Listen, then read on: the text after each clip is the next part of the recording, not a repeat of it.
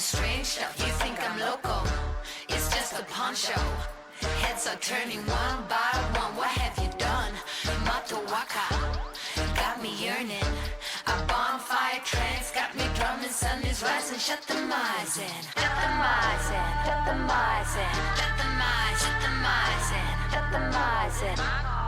Shut the mice in. Shut the mice in. Shut the mice. Shut the mice in. Shut the mice in.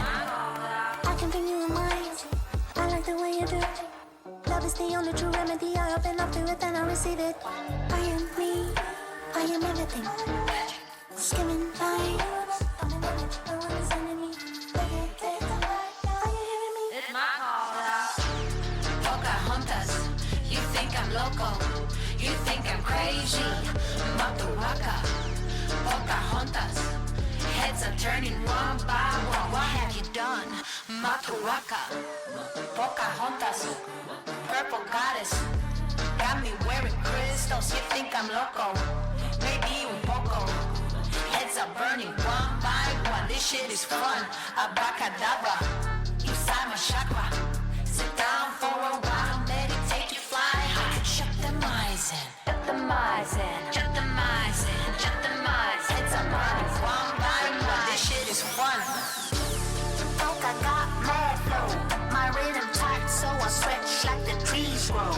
What? It's a Mato Waka fire show. We let it burn. If you were triggered, then you must go. So polka no bad beat. My whip kindness, I kill him with that LOV. Yeah. It's a Mato Waka fire show. We let it burn in the night. It's my call, y'all. I'm everything.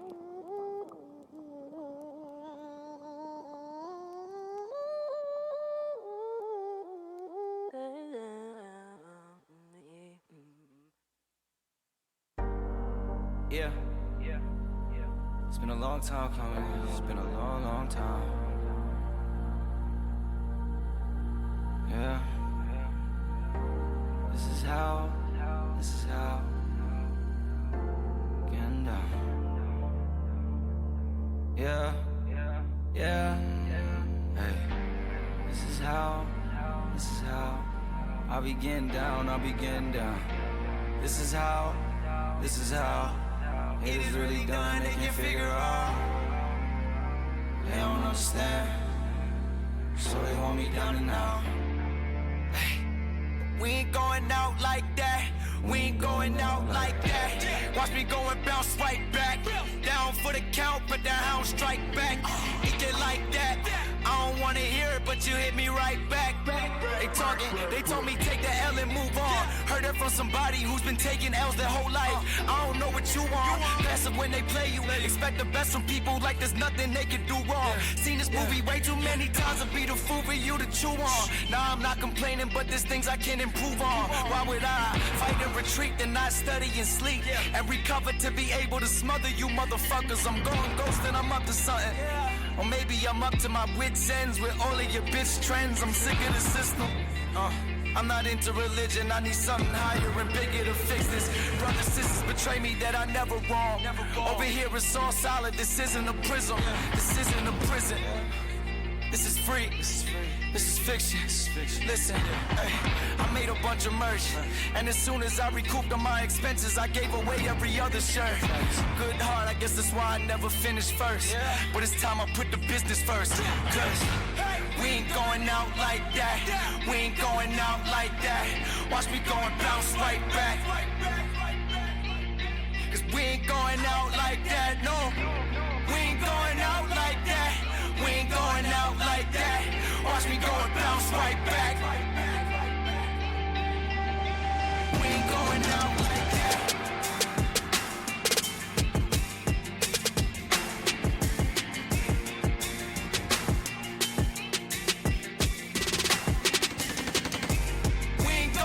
like that. We ain't going out like that. Watch me go and bounce right back. We ain't going out like that. I guess some things never change. Like my pops being stuck in his ways. If If you hear me, just know that you didn't die in vain. Cause if you didn't have a sun, then there'd never be a rain, never be a rain. We ain't going out like that. Watch me going bounce right back. We ain't going out like that. We ain't going out like that. Watch me go and bounce right back. We ain't going out like that. Today is the beginning of the end and the start of a new beginning. Time has come to refine yourself and let go of the demons in your head that have held you in captivity for so long. It's time to flip the page and prove them wrong. It's time for rebirth. Yeah, time's up to say goodbye to all the haters, doubters, and non-believers trying to bring you down. In the blink of an eye, you'll realize that there's so much more to the book than the page you were stuck on. Finally, you will feel free to live a life you love living instead of the life you think other people want you to live. Remember, you are the highest authority when it comes to knowing what you want and what you love. So stop trading yourself for the approval from others. Ladies and gentlemen, weirdos and geeks, please repeat after me. I don't give a fuck.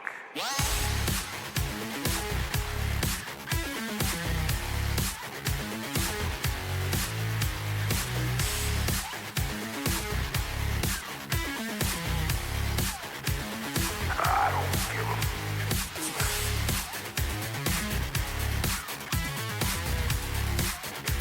I don't give a fuck.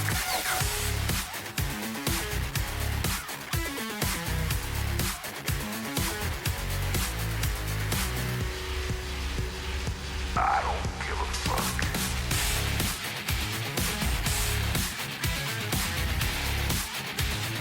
I don't give a fuck.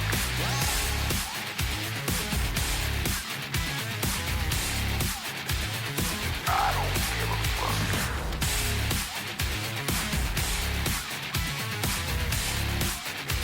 I don't give a fuck.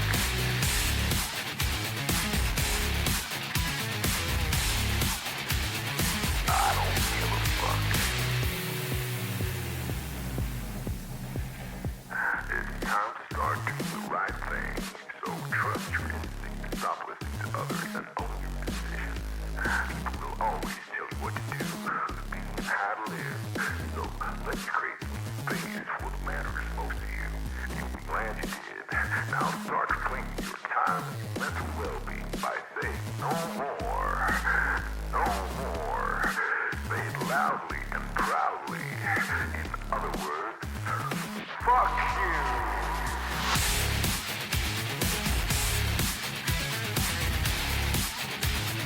I don't give a fuck.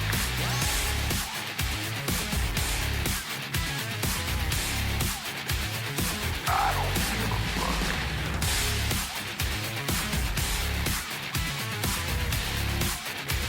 I don't give a fuck.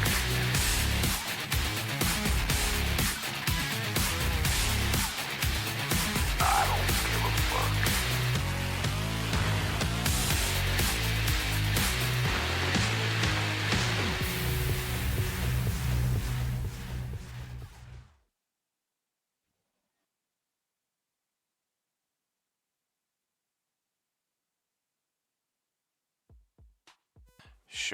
Sure. Welcome back, friends. It is week 16 in the Coalescence Act 5. Welcome back to Role Playing Unlimited. I am your host, Tragically HP, reminding you that nice guys finish last. Pressure cooker bake my brain and tell me I'm insane. I'm so fucking happy I could cry. Every chicken habit's true, but now the joke's on you. I never knew you were such a funny guy. What's up, everybody? Thank you for joining us at the start of another week where all of our parties are expected to ascend another level of experience. 2 level ups in 2 sessions, could it be? Not often that we see it. It is the reward slash benefit that we get for completing the community challenge of the accelerated level up. So, well done, friends. Thank you again for being here, and we will get this show on the road. Let's get it started off.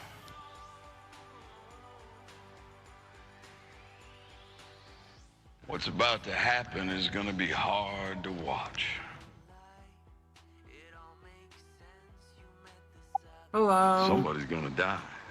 Yeah, good morning. Hello, everybody. How's it going? Not bad. That risotto from last night looked pretty good, Daniel. Oh, fantastic. Gets a little better each time I do it. Perfecting the recipe. So it looks like we're missing Ari. And then, of course, Steven said that he might not be here at all because of the work schedule. So let's check. And Diego. Or Diego's here, just not in voice chat. I'm here. Yeah, he's here. Never mind. There's our wonderful friend. Adam's also here. Good morning, buddy. Good morning. Or good evening, as it's undoubtedly there for you. Yeah, evening for me, morning for you. With this. Oh, yeah. Still trying to wake up here. I got out of bed 2 hours ago, and it's been a whirlwind ever since. Hey, all good there, Steven. If you can join us, fantastic. If not, take your time out there, man. Wow, excuse me. Take your time out there, man, and we will catch up with you next time around. And there's Ari. I think. Hi. Yeah, good morning. Hello. What's up, Mark? Good to hear you, buddy. Good. All right. Well, we've got this in progress. We've got our initiative set. We are proceeding through the ice cave. And our initiative needs to be placed in the proper location for our stream. Otherwise, I think we are good to go. And Tawny Paw has the top initiative for a change. And just a heads up / reminder to all of you, we covered this last time around, and I think we've already got it covered. Yeah, I think Carl, Krill, and the Hawk are the primary ones who will benefit from the temporary epic boon of fortitude, as well as the 3 HP per round regeneration, one of our super supporter benefits that we are having everyone benefit from during our 4-year streamiversary month of April, i.e. right now. And then for our existing epic subscribers, you are getting a natural 20 per session rather than per month, so make sure to use it. And also, your 6 HP per round regen has gone up to 9. And actually, I stand corrected, Ari also would be in the former camp of the 40 extra HP and 3 HP per round regen here. All of that to say, it's your turn. Get your regen and take it away. Me.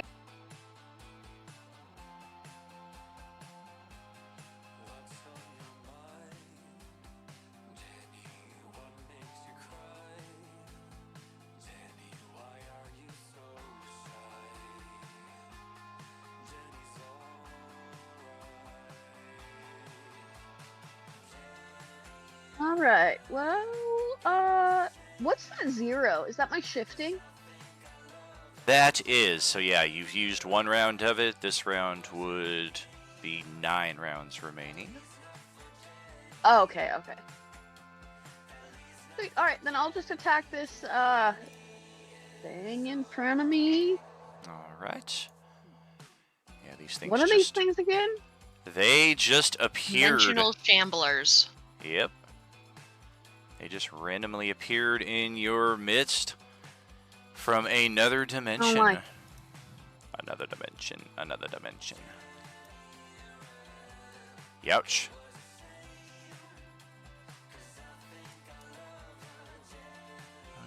Double check.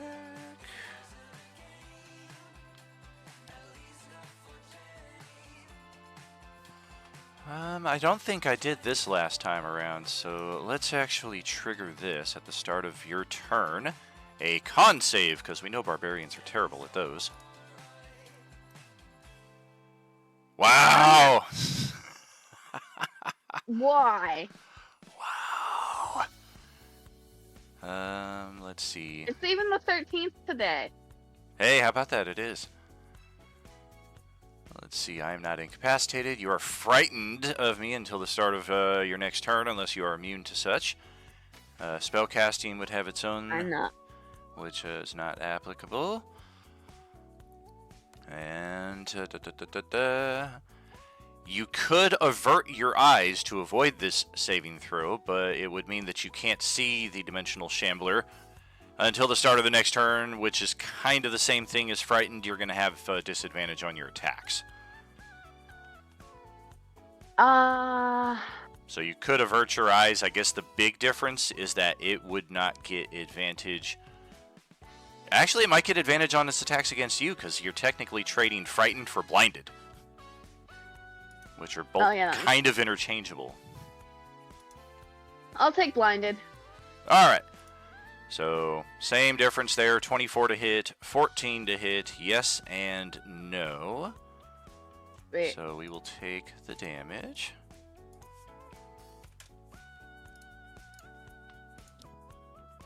Oh crap! I'm not even raging right now, am I?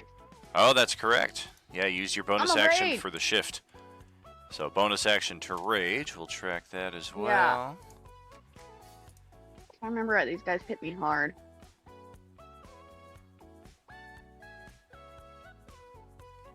See, how come going to town is like its weird little thing, but hitting me hard is not? Like, I just feel like there are double standards here when I bring out my vernacular. Vernacular? That's fair. That's but a doiby! I'll embrace mine. Let's see. Ari is... There it is. There's blinded. Gotcha. Alright. See, Anything I else? think that's it for me. Fantastic. Let's pass it to Ilaric, who's floating 30 feet up to match, more or less match elevation with this nasty winged multi-skull thing. Alrighty, we're going to... Regen. I already did. Oh, fantastic. Yes, That's what I get for looking at my character sheet instead of at your token. Let's... Oh, we do have this. Starting your turn within a certain distance, con save or take necrotic damage. Jeez. The fuck? What is going on with the double low rolls here? Hopefully that turns around. 16 necrotic is what we're looking at.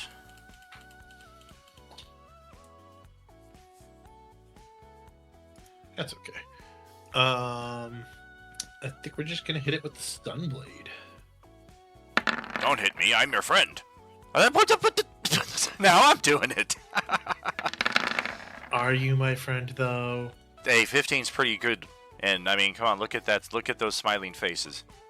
All of them with a big toothy grin. Hi! I know better. Darn. Alright, yeah, that will hit. We have discovered already the vulnerability to radiant damage of these things, so ouch. That is 26 radiant damage, which leaves me right about there. Oof! And I don't think I have any bonus actions I can do.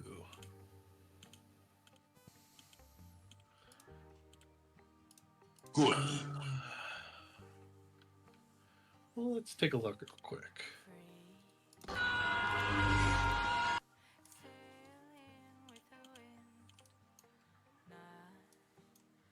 Nope, that is it. Alrighty. So then That Fenrix. is your turn again, then. Yes, sir. Too bad he doesn't have regen. No. And Do I he's still have to make grappled. that Do I have to make that Constitution for maddening form?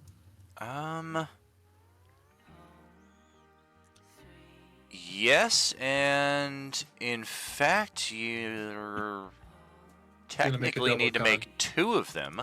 Yep. As well as the against the necrotic of this guy, because you are within 30 feet of him. So 3 con saves. Well, good. You made the one that caused damage, so that's an all or none. You are frightened of this one, going in the order that I would do it. So this one you would have disadvantage against. Okay. I'm going to bonus action second wind to start. All right. Which is 8. Nice.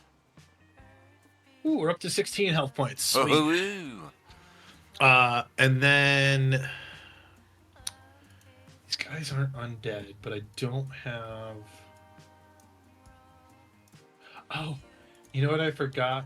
I can do from last time because it's still technically up. Slayer's Prey.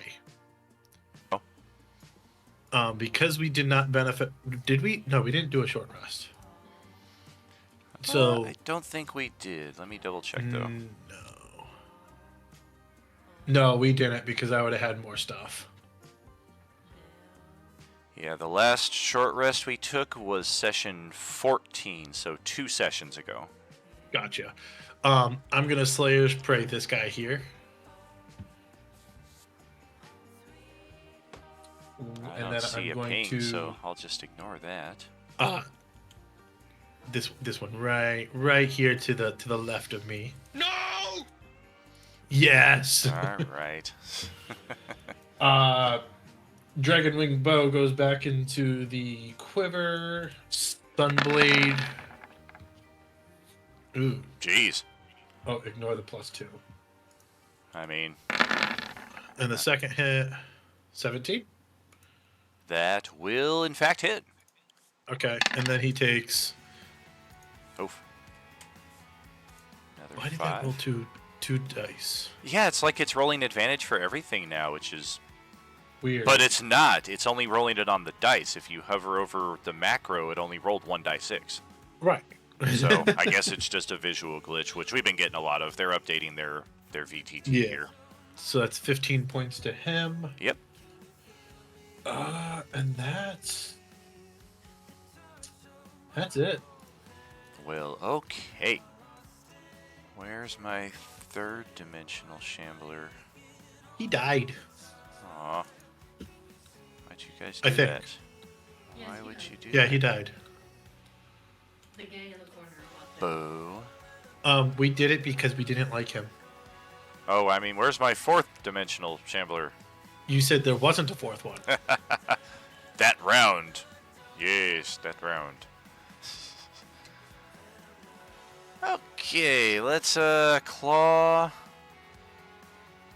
on Fenrix here. We've already got him grappled, so we'll take advantage of that.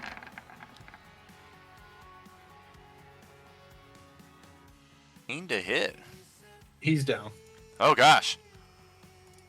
Well, that's a shame, because with our 21 intelligence and 16 wisdom, you'd think we know better. Maybe we do, and that's why we're going to also drag your unconscious body through multiple dimensions and inflict 2 failed death saving throws on the poor Fenrix, and then we'll let him go.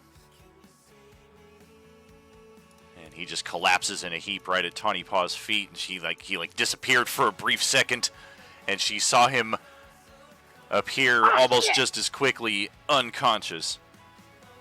My man got hit with the interdimensional Ridley side special.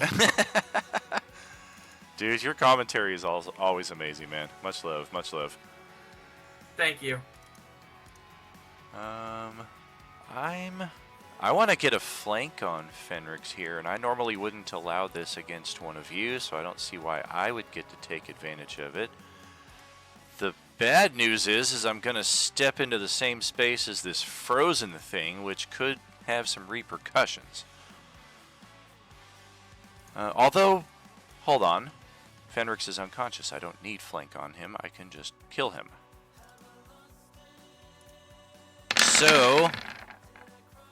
Well, it's a good thing he's wearing some armor there, because even with advantage on his unconscious form, a 13 is going to just brush up on his defenses. So we'll try that again, which is good news if you're Tawny Paw, because it means you're not getting attacked at all. Okay, cool. Oh, but that will do it, as this nasty creature from whatever dimension it comes from takes the opportunity to finish the job against Fenrix. And then it is going to look between... Oh, wait, I'm sorry. Not C. I thought it was able to... This is it right here. Shift between the material plane to any lower plane or vice versa. Cannot bring people with it. But that means that this one is not going to be here for this round. That brings Carl up to the turn order, who just... barely around the corner of the rocky outcropping here could see the demise of our friend Fenrix there. Ouch. Carl's not doing so well. First, you gotta get my healing. Oh yeah, get that 3 points regen. Maybe chug a potion if you got one. Yeah, I think so, or else Carl will go down. Yeah, I think I will. Let's do one of those. I guess. As a main action, I'm going to need all the healing I can get. Oh. Well, you'll definitely get your 3 points regen for free. What is this weird little hex that's on your character? And you're definitely not grappled anymore, because that thing got killed. That was a while ago, yeah. Yeah, I'm thinking that hex is probably attached to something that it was doing. Do we guys still have Bless? No, Bless is gone now, right? Bless is gone because it's only 1 minute, but my emboldening bond is still up, I believe, but it's almost done. That's what that is. That's what the little weird hex is. That's what it is. These are the people who are benefiting from it. Thank you. Good, remember. So that one, that's still going. And remember, your bears need to come onto the board, but we also need to kind of clear some space for them, otherwise it's going to get really congested here as soon as they show up. But I did move them right to the edge of the board, so they're ready to step on. Okay. Well, let's do some movement so we can spread everybody out so that we're not all so squished. So I'll move first.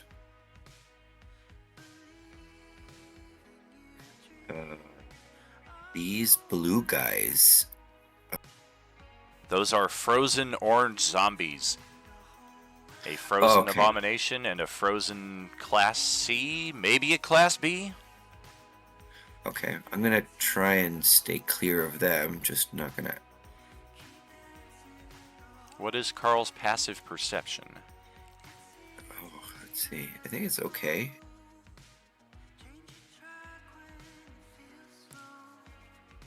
(16) Yeah, with the abomination, I mean, this thing's got like 6 heads on its multi-limbed carcass, and Carl can see at least 2 of the heads are following his movement with their eyes. They can't turn their head because they're frozen, but this thing is definitely still alive and aware of what's going on around it.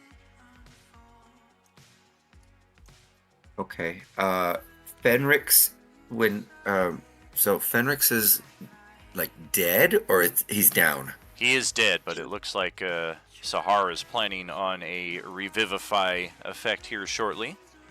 Okay. Because if he was just down, I think I have healing word, but okay, so all right, so he's dead, down. So that Fenrix down. That's a good one. That's a good joke. Okay, so can I put my bears on the field of play and maybe move them, I don't know, maybe halfway towards me? You can. It's going to be difficult terrain for them going through these spaces here. But they can certainly at least get on the board and start progressing. Alternatively, you could have them... I don't know if you can do this. Yeah, I don't think so. No, let's send them towards the battlefield. Let's send them towards to fight the guy that took down Fenrix. All right. So again, to spread out the map.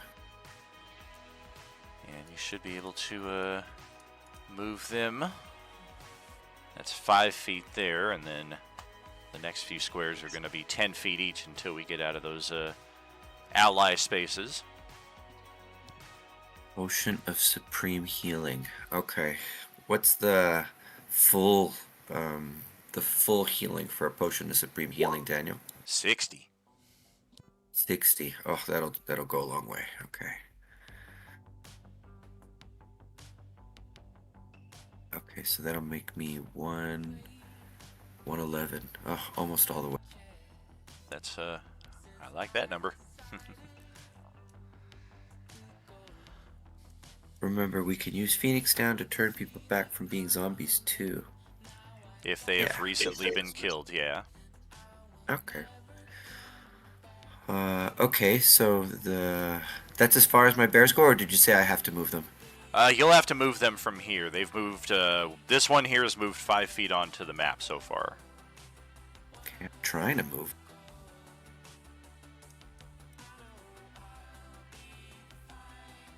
Alright, let's do 15, 25, 30 feet would get right there. Is 30 feet their movement, or do they have more than that? I think it's 30. I think that's right. Okay, so now this is going to be 10 feet for this one to get there. And then I don't know if you want to move it in, because it's probably going to end its turn clustering up any number of these spaces here, so that one might want to wait until next round. It's 40 feet. Oh, 40. So this at least allows 5 extra feet there. Is the bear gonna...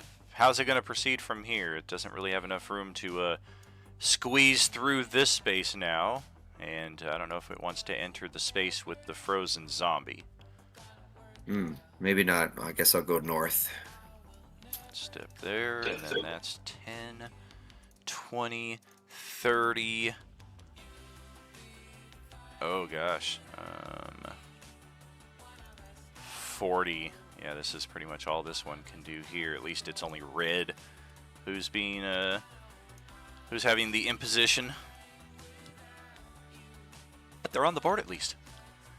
Yeah. Okay, movement, action, bonus action. Do I have any bonus actions? Who's the guy that hit me so hard? I can't remember. It might have been the one of these that had you, but was banished. You guys destroyed it, so it got sent back to the abyss.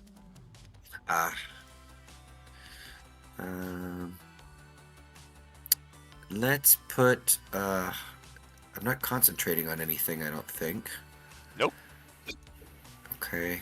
No, I need to put on a bless. Okay, let's put a hunter's mark on the flying skull guy as a bonus action. And then that'll be my turn. We'll take it. And Krill is up next. Don't forget your regen as well, my friend. How much was that again? 3 points.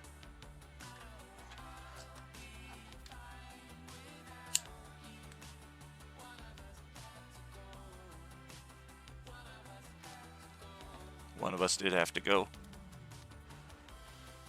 Goes moving. And it wasn't me.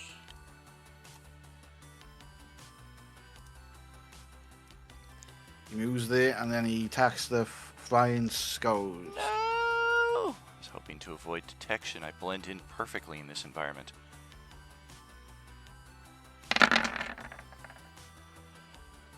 My AC is a 30.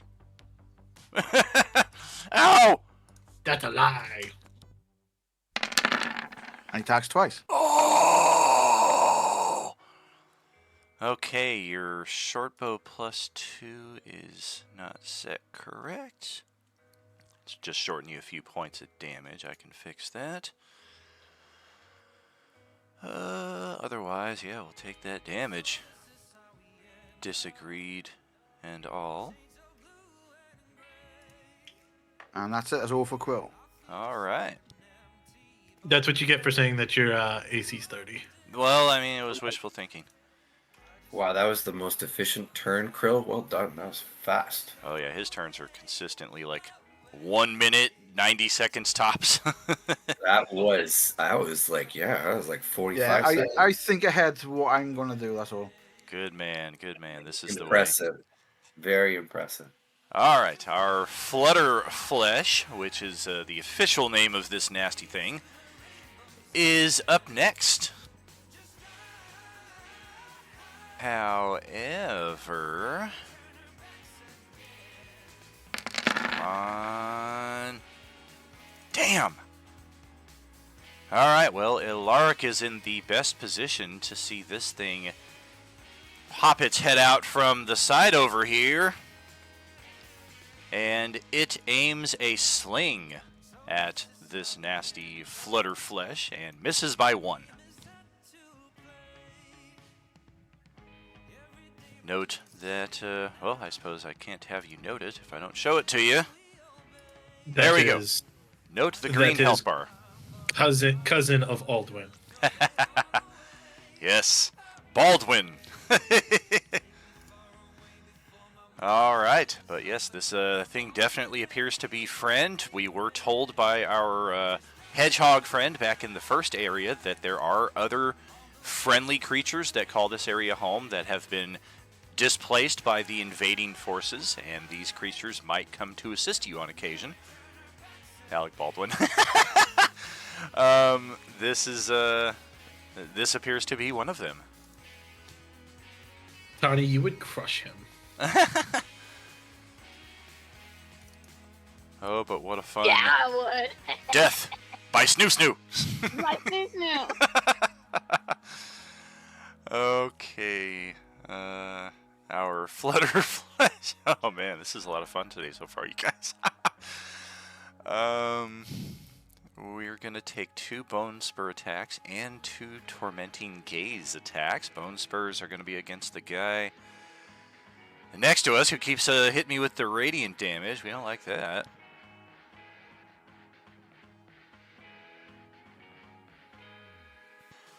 Damn it. Alright. Oh boy. How about again? Oh! Son of... About... Doe! Doe! Though, right. If you add the 2 together, it just hits. But you can't. Hell shit.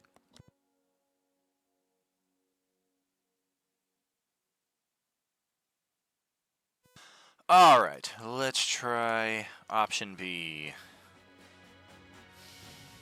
We did hit Carl with this, I think. I can't remember if he made the save or not, but I do remember targeting you with it last time. I might have targeted you with it twice or just once. This round I'm definitely targeting a Lark with it, considering the results of the previous attack. So, yes, you're able to see me. It is a Wisdom saving throw versus Psychic Paralysis. Ooh. Make you burn those inspos, or are we going to be out of action for a moment? Burn it, man. Burn it. Try a hero point first. Hero point. 5 or better. Only you. Die 8. Woo! Nice. Let's Good roll. do the psychic damage. 26. Goodness, 13 psychic damage then for half. And yeah, I can't use it against the same target twice, so that answers my wondering about Carl last turn. I think I'm going to hit Krill, though, considering he just shot me. You shot me! You shot me right in the arm! You don't have arms. So yeah, wisdom save for Krill. Woo, woo, woo. Oh gosh. Well, okay. That means 10 psychic damage on a successful save. Then we will action surge. Oh wait, I don't have that. Every monster should have action surge. Every monster should take 2 levels of fighter, just like most players do. Sahar, over to you. All right, seeing Fenrix go down and Tawny being blinded, Sahar's going to activate her winged boots and fly over there as quickly as she can in a straight line to get to Fenrix with one of her feather Phoenix Downs in hand. All right. Action and bonus action, which you do And have. shove it down his throat. Oh, dear. Because she doesn't know where it goes. Oh, no. Yeah, you're supposed to, like, grind the feathers up into a fine powder and just, like, magically sprinkle it like Tinkerbell dust. Just do some salt bay salt with it, but no, she's panic. It's crush, pa, in the face. Gosh. Well, thankfully, it is a, I don't want to say it's an intelligent item, but it is a smart item. And it does have its applications. It does work.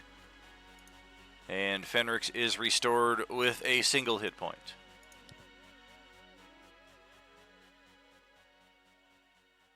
Albeit prone. The Hawk is up next. It's time for the Hawk to dish out some justice.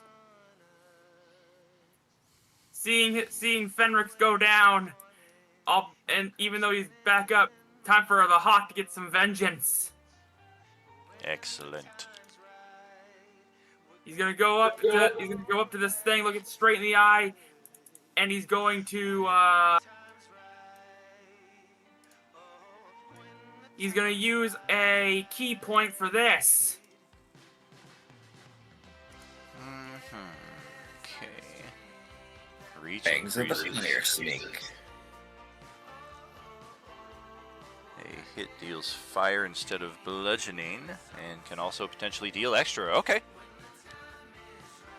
I only have one key point left though, so I can only deal the one fire damage.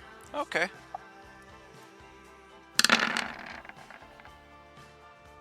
Well, shoot. Can I use my inspiration? You can. That'll be 2 for 2. Inspiration will just use that 24 instead of the 9, so that second one will be your second attack. Oh, yeah. Got it, and got it. We are resistant to fire, however. Damn it. I think these things have shown resistance to most damage that we can do. And actually, in fact, you probably should change it to a... I don't think you can change it to a different element, but we've already discovered that fire does not work in this icy cavern. It is just instantly quashed by the constant snow blizzard going around us. So you might want to just hold on to that key point and deal regular damage. Okay. In which case, we'll take the full 12. Yeah, Tawny Paw's awesome magmatic axe doesn't do anything that it's supposed to in here, unfortunately. Any bonus action, flurry of blows, or holding on to that key? I'll hold on to my key point for now. All right. Varys would be up. Unfortunately, we are short one today. That's all right. Redabru will take his turn. Dabru's getting a little jealous by all these NPC guest stars. Feeling a little outshined here, guys.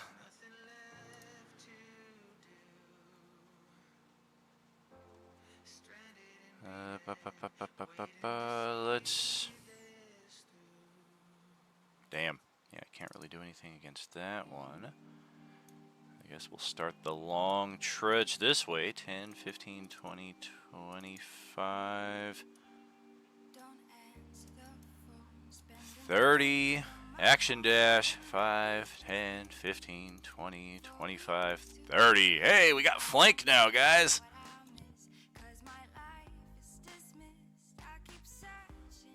That's end of a round. Start of another one. Over to Tawny Paw. No longer blinded. You can now look and... Hey, that thing's gone. The thing you were attacking. Where'd it go? Dick?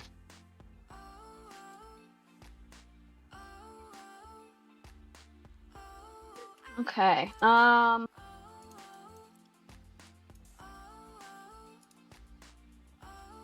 Let's see. Fenrix is back with 1. He is.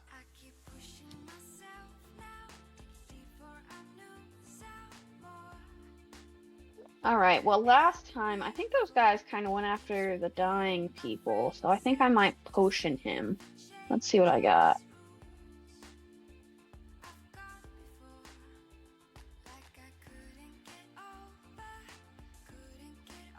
All right, we're gonna use a greater healing potion. Action or bonus action? That's the question. I just say do I'll it as a just do, bonus action. Yeah, I think I'm gonna do bonus. All right. Bonus should. Good job. 4 die 4 plus 4.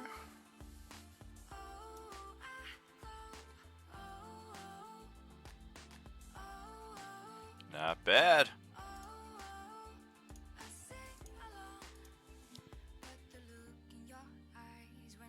All right. And am I within that thing's range? Do I have to make another con save because I'm close to it? You do, as a matter of fact, and a con save against this floating thing up here. Oh, fine.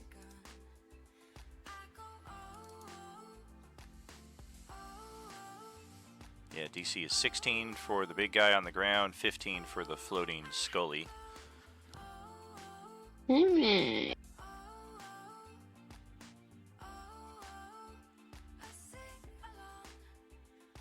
Good and good, so no effect, and I think the other one is all or nothing as well. Score. Yep, sure. All right, then in that case, I'm gonna go at that guy and I'm gonna hit him. All right. Yeah, you do have a little opening right there, exactly. Honey paw sized. Not quite enough for a flank, unfortunately, but we've almost got this thing fully surrounded. Unless it digs away on us. Yeah, exactly. That's another yes and no. First attack will hit, second one will miss. Okay. And I think that's Tommy. Let's see. We'll take that. And Ilaric is next. Also needs to roll 2 saving throws, because, yeah, you're also starting within 30 feet of this guy. Well, we didn't really establish which order, and that's very important. Because that's either yes and no or no and no. If we start here, it's no and no. If we start here... Oh, wait. It would be next to him being the first one. Okay, so yeah, that's an 11 will fail this, and 15 will also fail this. First take my 9 points. I'll inspo the first one. Okay, that's... Actually, I'll hero point it. Okay. Need a 4 or better. Nice. Alright, no damage, and you're not frightened of this guy down here. Or you are frightened of that guy down there, I'm sorry. DC 16 on that one. Not really worried about that guy right now. Bonus action, I'm going to take a regular healing potion. Are you currently concentrating on a spell, however? Yep, that's why I had the 2 extra armor points. Gotcha. The Maddening Form does prompt a con save DC 16 or lose concentration if you fail that save against the Maddening, which you make. That's why I had armor class of 21. It's Shield of Faith. Gotcha. I was like, wait a minute, I don't have shield on. But yeah, potion, which is 2d2 plus 2, 2d4 plus 2. Correct. Yeah, regular POH. Yeah. 2d4 plus 2. Another 8 points. Perfect.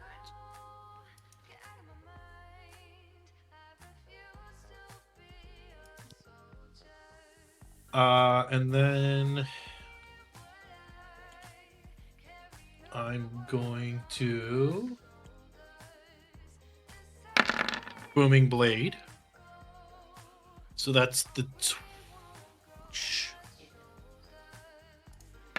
that's 12 if it moves. Doesn't it also have like a damage that it takes right now as part of the attack? Yeah, I think so. You brandish the weapon used in the spell's casting. There you go. If the target takes 1d8, at 5th level, the melee deals an extra 1d8 thunder to the target and 2d8 if it moves. So it looks like that's what I take now, and then if I move, it's another 2d8.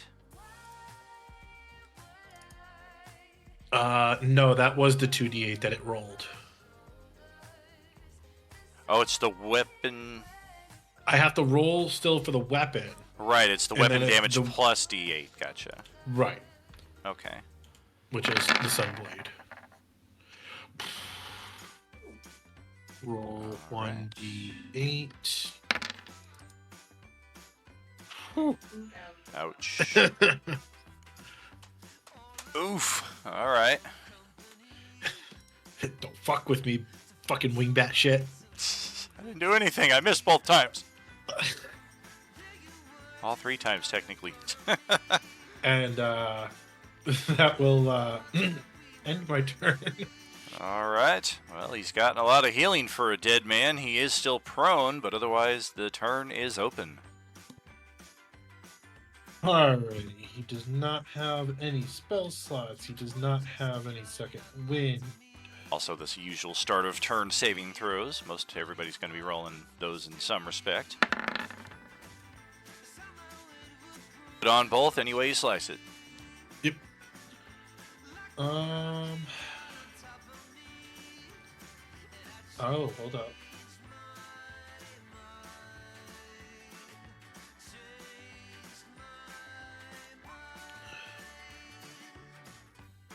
The benefit lasts until you finish a long short rest. It ends early if you designate a different creature. So technically that would still be up. It doesn't say that if I die. But I'll let that be up to you, Daniel.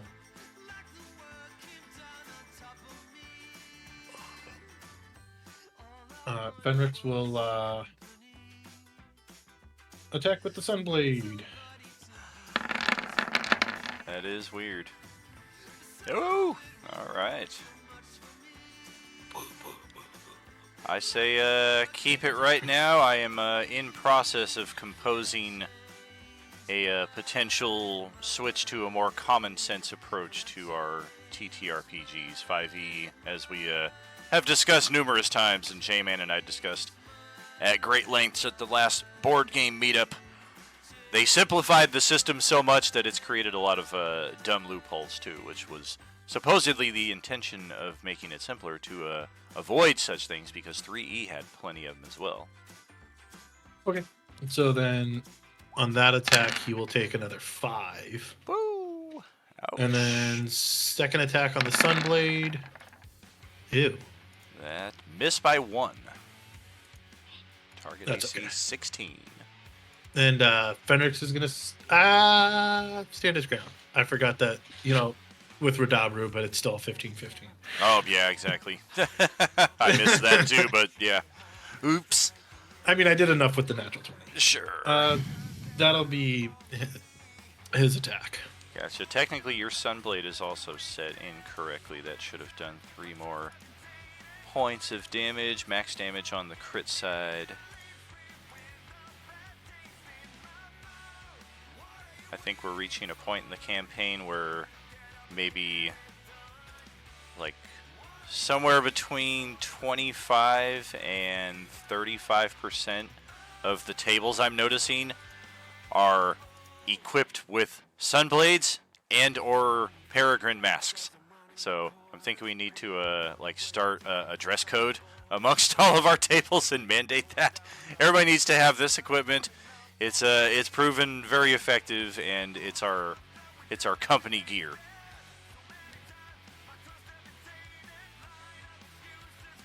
I mean, I'll switch my Corpse Slayer for a Sunblade if Sunblade comes in Halberd or Glaive form.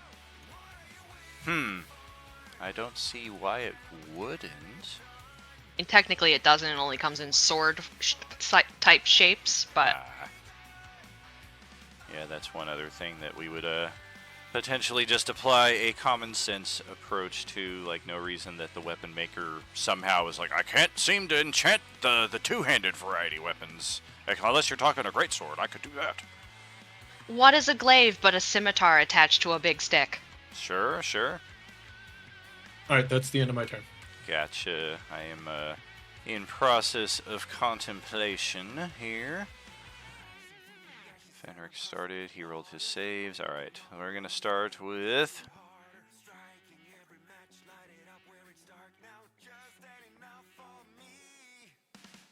turn of this guy. Oh, hey, how's it going?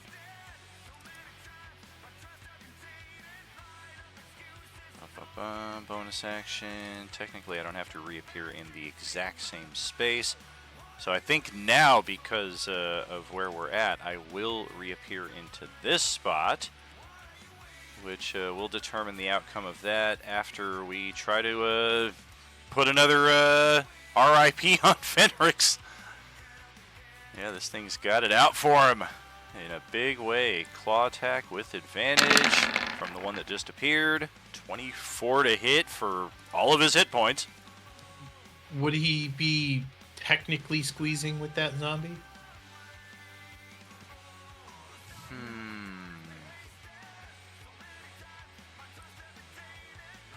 I would say so. Either way, it hits. Gotcha. All right. That's 24. He's down. Yeah, 24 damage. And we grab him to prevent him from falling prone because we want to use our extra attack there to once again drag his carcass through the plains for another 2 failed death saving throws. There. Then we will release his body.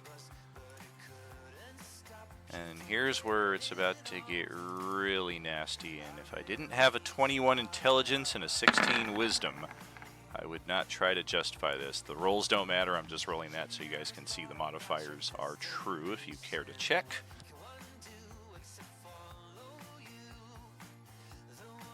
We're going to do this. Wait. Technically, I have to hit you and kill you and then do that because at that point, you count as an object and not a creature.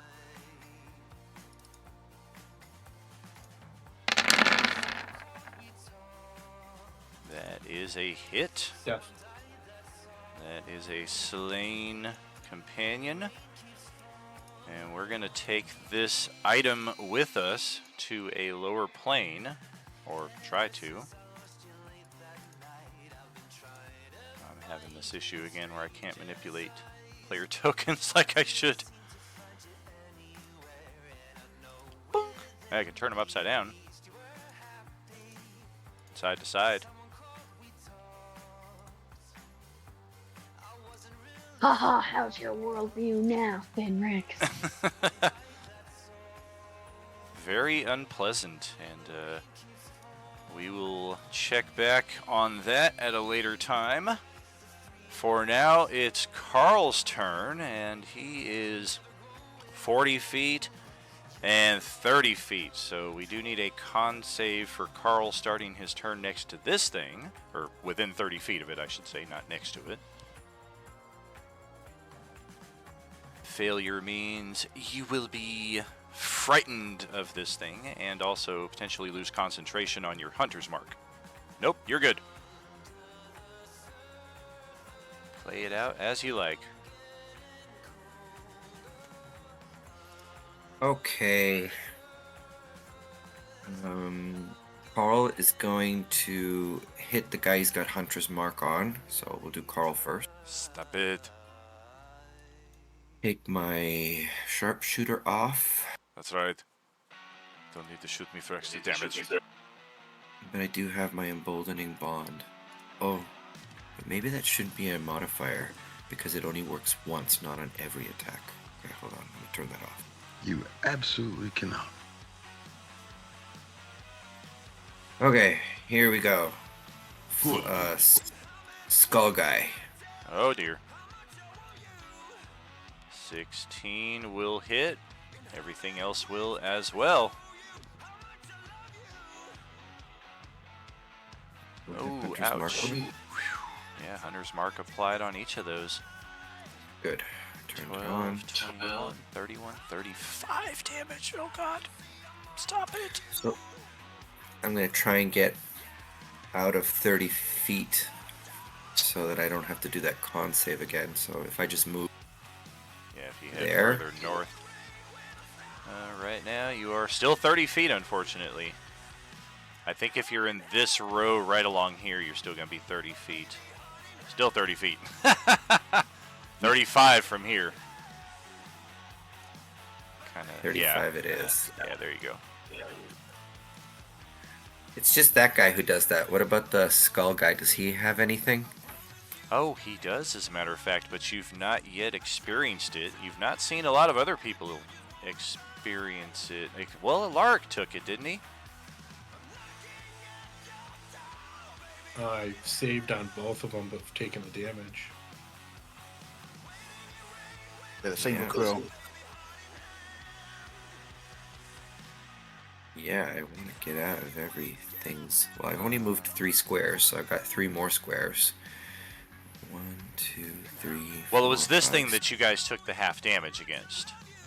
This thing right here is all or none, but somebody failed that saving throw. It might have been Fenrix, though. In which case, no matter where I go. Yeah, it was Fenrix. Yeah, it's kind of hard to tell. 2, 3, 4, 5, 6. There. Okay. Whew. That's how far I can. Jesus. 35. Okay. Phew. Okay. So, I did damage. Okay, let's do da bears. all right. Okay. So, can this bear step here, or is that like a hill or something? Shoot. I need to check on that zombie that I encroached. 1 second.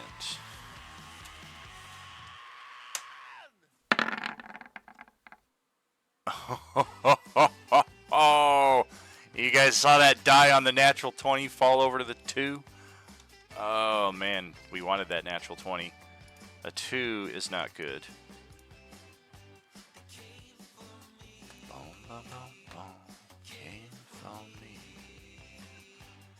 Alright, there. And we will restore your natural hue as the ice statue begins breaking apart. It is not going to enter the combat this turn, as it is still kind of shaking off its shackles there, so to speak. But at the top of the next round, it's going to roll, and we'll see just where it goes. It is definitely a upper tier zombie, meaning C or B. The D's we've gotten used to identifying on sight, and this is definitely not one of them. Carl is still moving the bears, but yeah, that might change what he does, as now this zombie is breaking free of its ice.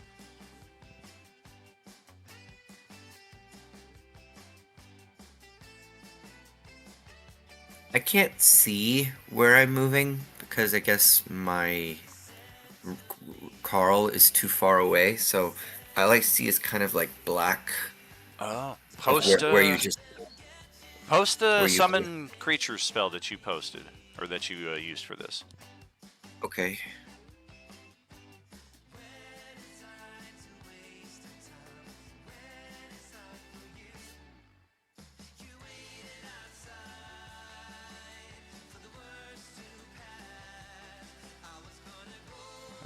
But yeah, not the item. I'm sorry, but the spell itself.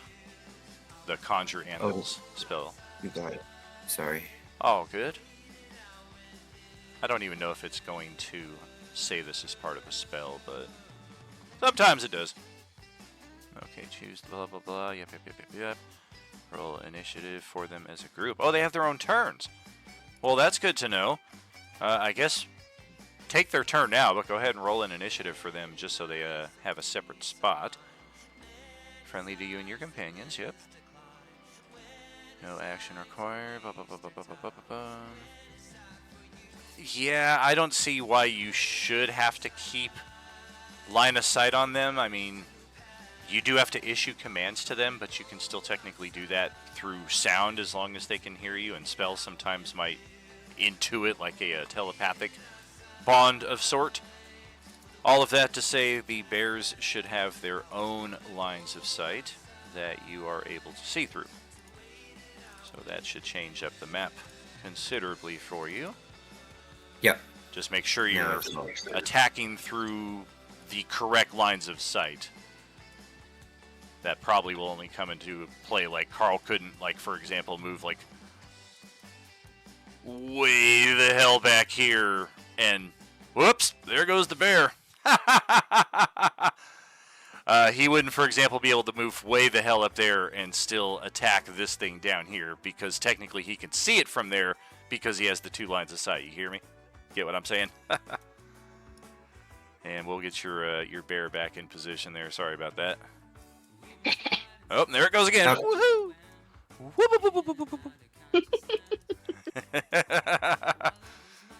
Dancing bears. Okay. The bears will attack that guy, so I'll start rolling. The zombie or the shambler? The shambler. Gotcha. And we do have a squeezing thing going here, so you will get advantage.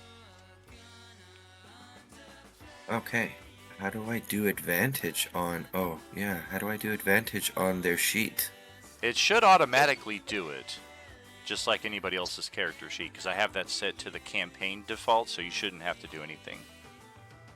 Okay, so first a bear attacks. Beautiful. 20 will hit. 17 will also hit. And the second bear attacks. And the second, okay, nat 20 and a 20. All four will hit. We are resistant to non-magical attacks, which, of course, these are normal bears. So we will take half of all that. 10, 13, 17, 22 damage still. That's not bad for some summoned creatures. And that's Carl's turn. Take that, Krill. That was like 45 seconds. Yeah, Krill's like, I have no problem following up Diego here. It always makes me look good. Go ahead there, buddy. Yeah, Crow just uses a bonus action to steady aim, which gives me advantage on this turn. And he attacks the frozen abomination. No, the skull flying thing, whatever it's called again. Frozen abomination. Abomination. Oh gosh. Oh, it's so painful. Krill should get his sneak attack because Alaric is in melee with this thing.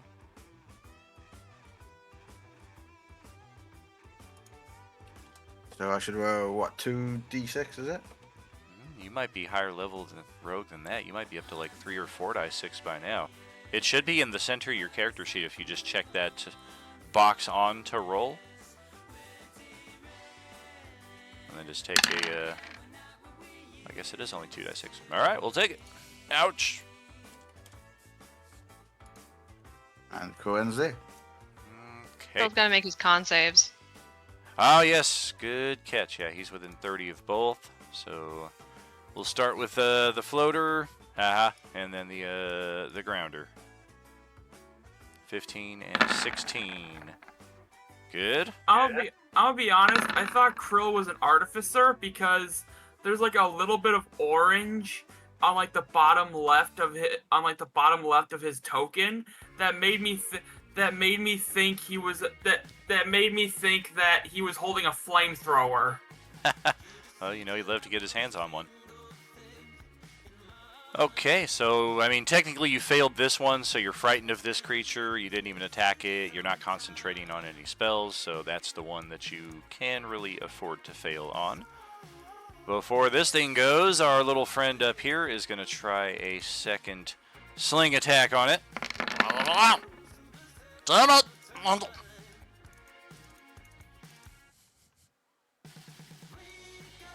I'm having no luck whatsoever losing my friend over here. Alright, let's try with Sahar for your turn.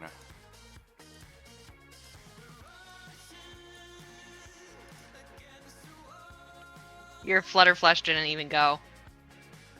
Oh, that's okay. He's dead anyway. Yeah, let's try Bash Bash on the guy next to us. Not quite. And a little bit of the same targets, same order. Alaric and Krill. Wisdom saving throws versus petrifying paralysis, or petrifying psychic damage. Looks like Alaric will make it. Krill will fail it with what we're looking at. Alaric is 15, becomes 7 psychic damage. Is Krill keeping the fail, or are we going to try to influence that? Try hero point. Alright. On the money. That's 11 psychic damage. And we're not moving, so we'll take the booming off of there. And then we'll pass it to Sahar. Alright, Sahar with her bonus action first is going to cast Hunter's Mark on the Dimensional Shambler. She's pretty pissed because Fenrix was sucked into a different plane after she shoved a feather in his face.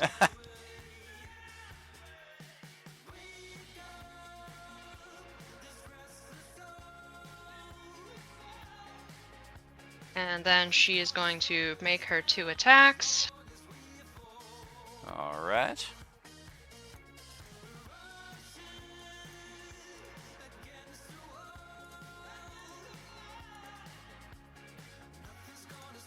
Got that. That's a hit and a miss. I'll inspo my second. Alright.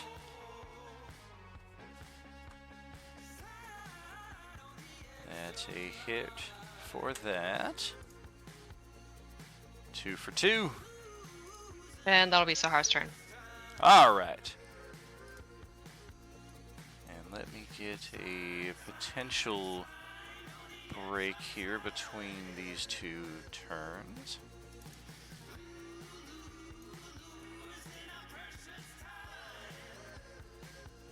Poor Fenrix.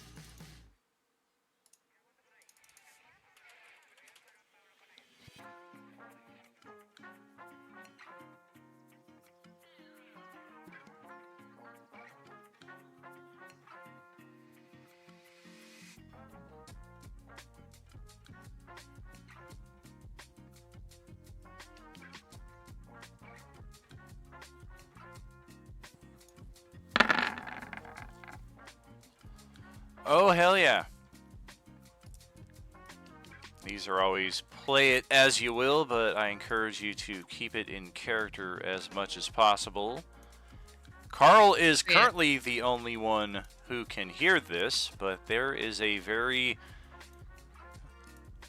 desirable and seemingly in trouble voice calling for his aid up around this corner over here.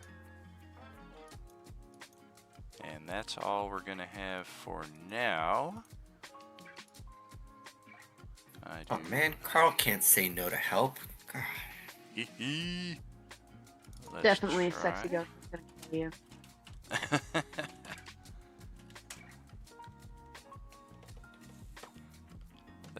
Oh, for goodness sake. There we go. Oh, jeez. All right. Do a little of that. Change that. Boom, boom, boom. And there we go. Hawk is up in the turn order. So do I need to do the Constitution save? Yes, you are within range of both of these guys. So we'll start with the flyer and then the grounder. Good. And yes, you are afraid of this one, so any attacks you take against it will be with disadvantage. Can I use my hero point? You can. You need a 6 though. DC is 16, so you need the best roll. Damn. Thankfully, the fright is kind of offset by the flank, so we just use the straight roll, because you do have some favorable circumstances here as well. Okay. Yeah, we got squeeze and flank.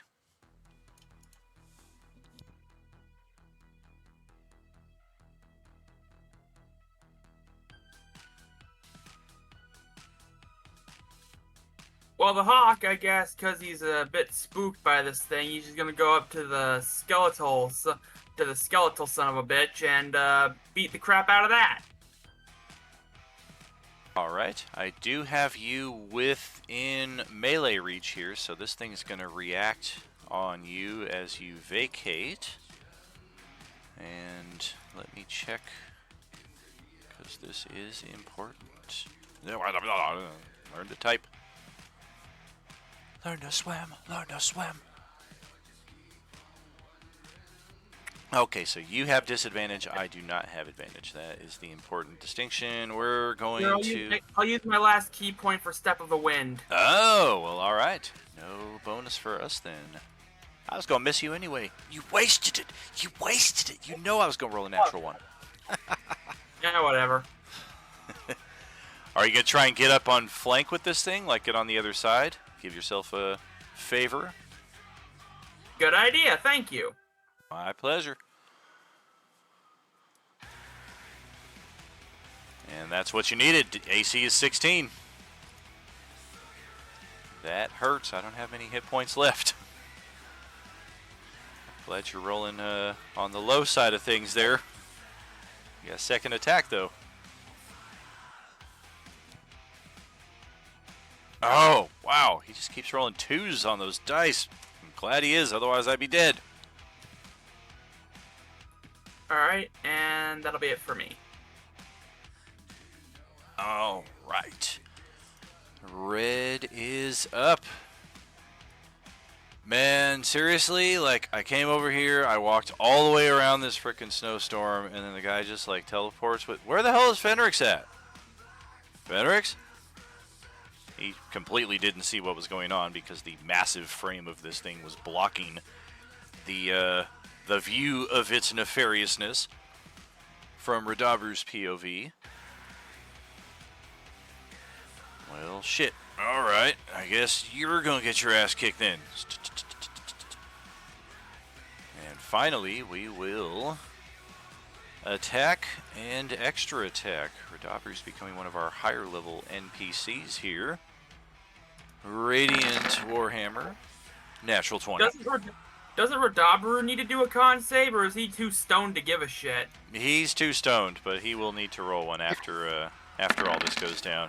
Fair enough. 11-11. Very nice. I wish I didn't have to roll a con save. Okay, first against the danger. And then to determine if I lose my natural 20.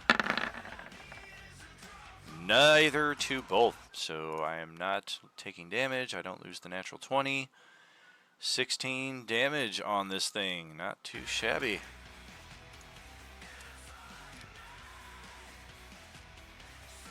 Wow, look at that. Tawny Paw and I got a deadlock on the top initiative here, so we need to roll a straight die 20 to determine a winner. You're going to have to beat my 16. Ooh. My internet keeps going out, so I don't it's reloading for me right now, but I probably won't be able to roll that myself unless I rolled it like on my phone or something. That's okay. Take your time. I'll take a little gardening break while you're reloading.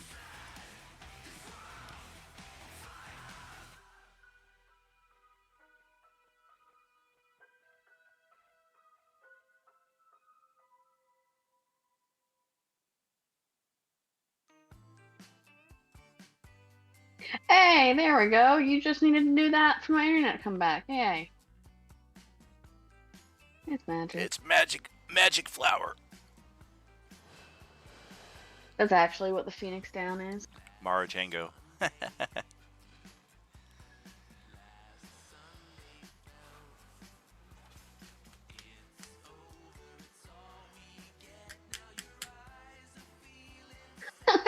I just saw the chat from y'all about Tawny Paw.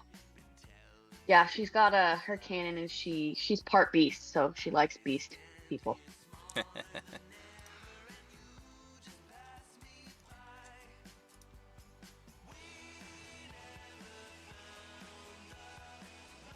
Alright, I got 17.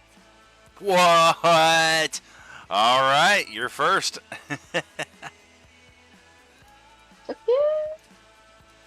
It's a long time to wait to lose.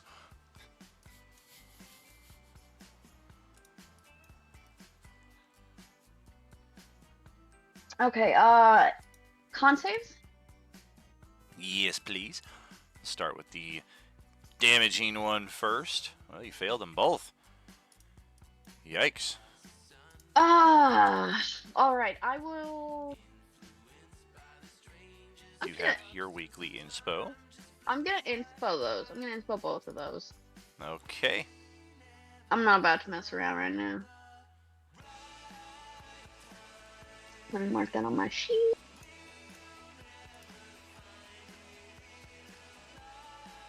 Track your stuff here. No damage, no fright. One less round on each of your limited duration effects there.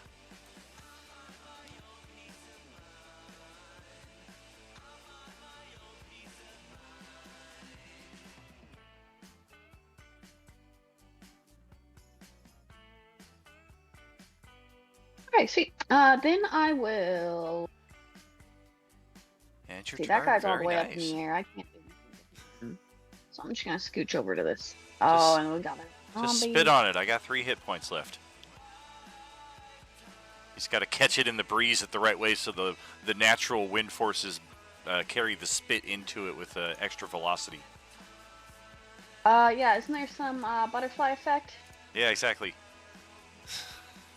Hawk a loogie and it turns into a Kamehameha? Yeah, I mean, it's going to freeze instantly, so if you hawk it just right, it'll like freeze into an icicle form. Stab one of these things in the eyeball. Ouch, ouch, ouch! Ah!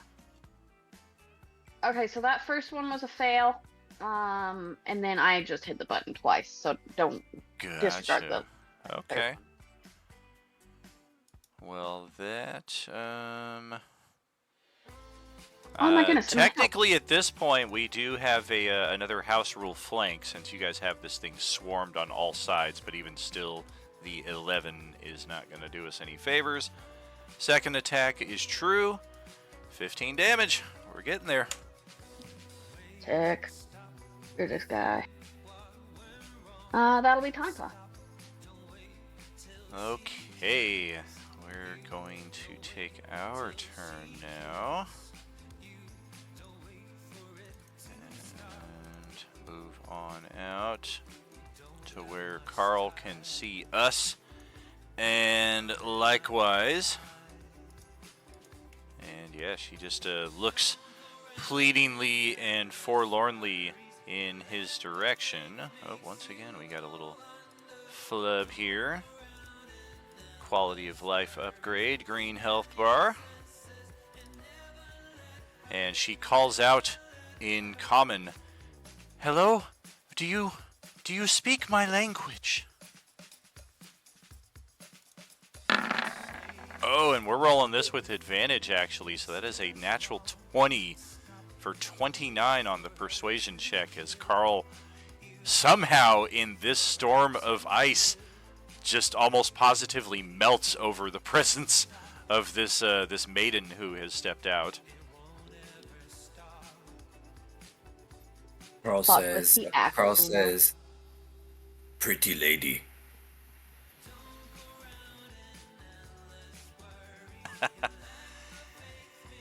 She smiles in return. You do speak common. Please, I'm in great need of your assistance. There are others injured.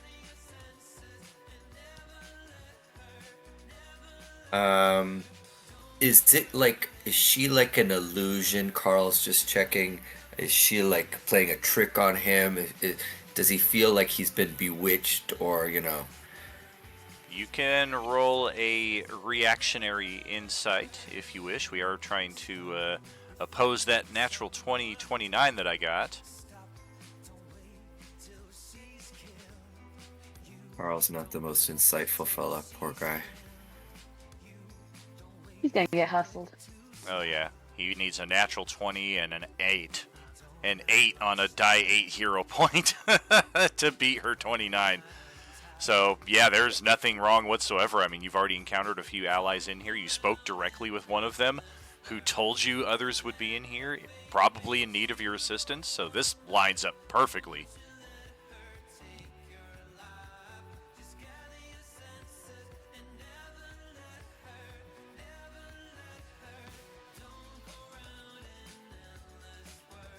Another 5,000 to get my mother into the country. It is not Carl's turn right now, but we are going to attempt to lay it on extra thick with some extra pleas and some words of encouragement now that we feel like that we got you beguiled. We're gonna... We do have subtle spell, so this is not obviously a magic that we are using, although mechanically we're going to see the effect plain and clear. Boonk! Dominate person, wisdom saving throw 17, or you are charmed for the duration. And we are not obviously friendly to anything else in this cave, so the advantage on the saving throw is not applicable, I would say.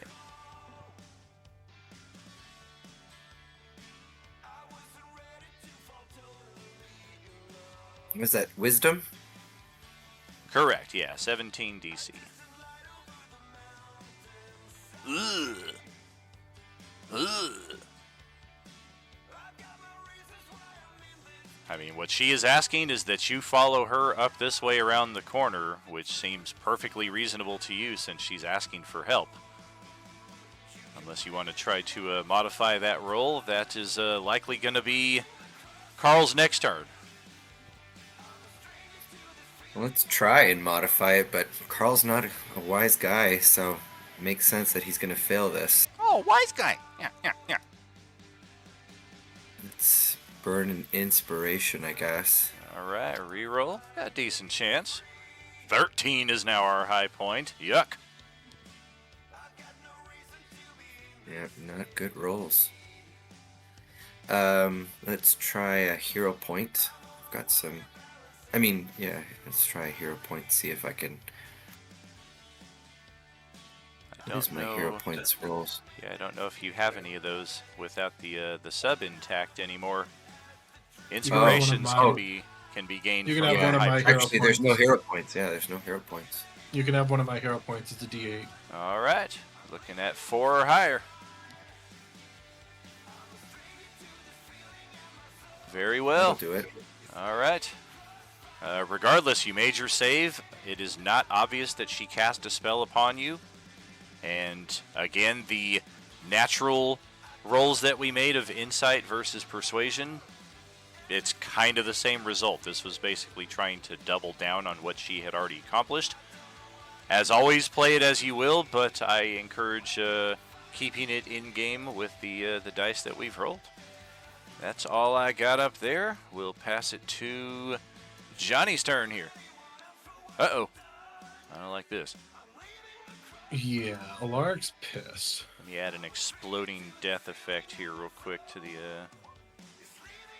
Same. So first off, we're going to cast Booming Blade. Well, good thing you missed. Well, the Sun Blade will be a 28. Shit. All right. Well, I'm a little late on this, but this is a fully legal and recognized game action right here.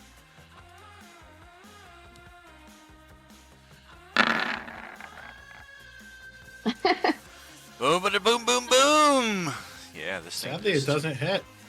Oh yeah, the attack roll is irrelevant. It's it's an AOE effect. Automatically hits everybody within a 1,000 foot radius. It's All just right. the sound of a balloon deflating. Fuck sauce. So, what's the next party looking like? What are you guys thinking? Oh, good news, the bears survived somehow. All right, what else has Alaric got?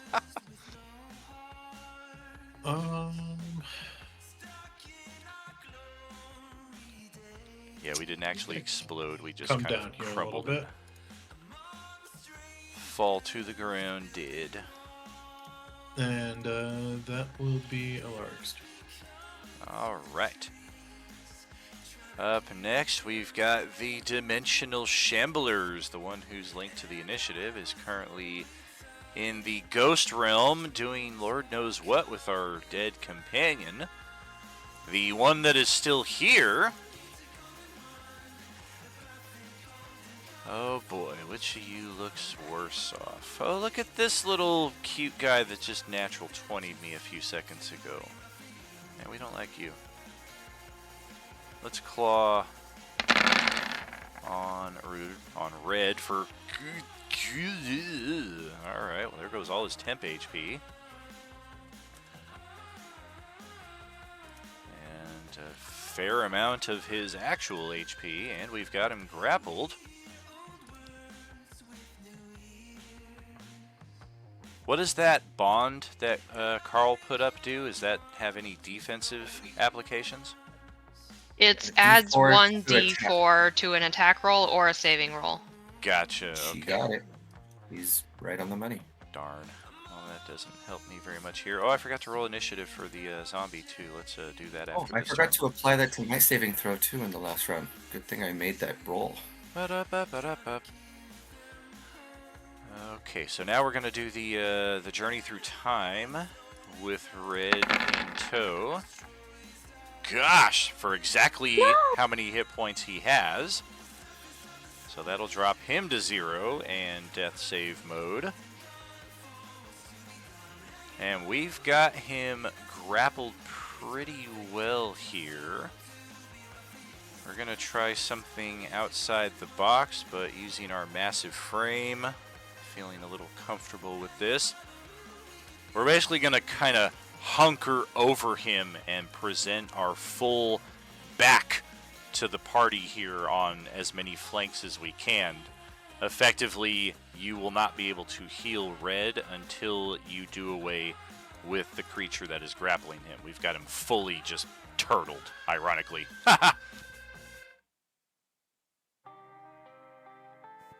And we could really use the help of our other buddy right now, but he's a little busy in the spirit world, so he's not going to take a turn this round. The orange that's in play will now roll their turn.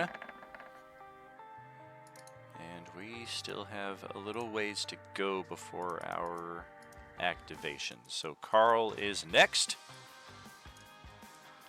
Beautiful woman making you melt, calling you from the north to come help. Carl is gonna tell everyone that we need to go help Pretty Lady up in the north. But What? We can't hear you. It's too stormy out. first he's gonna attack the... Oh, he's dead. Yeah. Yeah, looks like Alaric slices right through it and slowly descends or drifts over into that area as the winged skelly thing just falls to the ground. So, so really, Carl can't tell that she tried to dominate him, Correct. even though he had to resist it with his Correct. will. Yeah, Because she he has doesn't- these subtle okay. spells, so it was not obvious that she was using a magic on you. It just felt like a subtle very spell. powerful compulsion.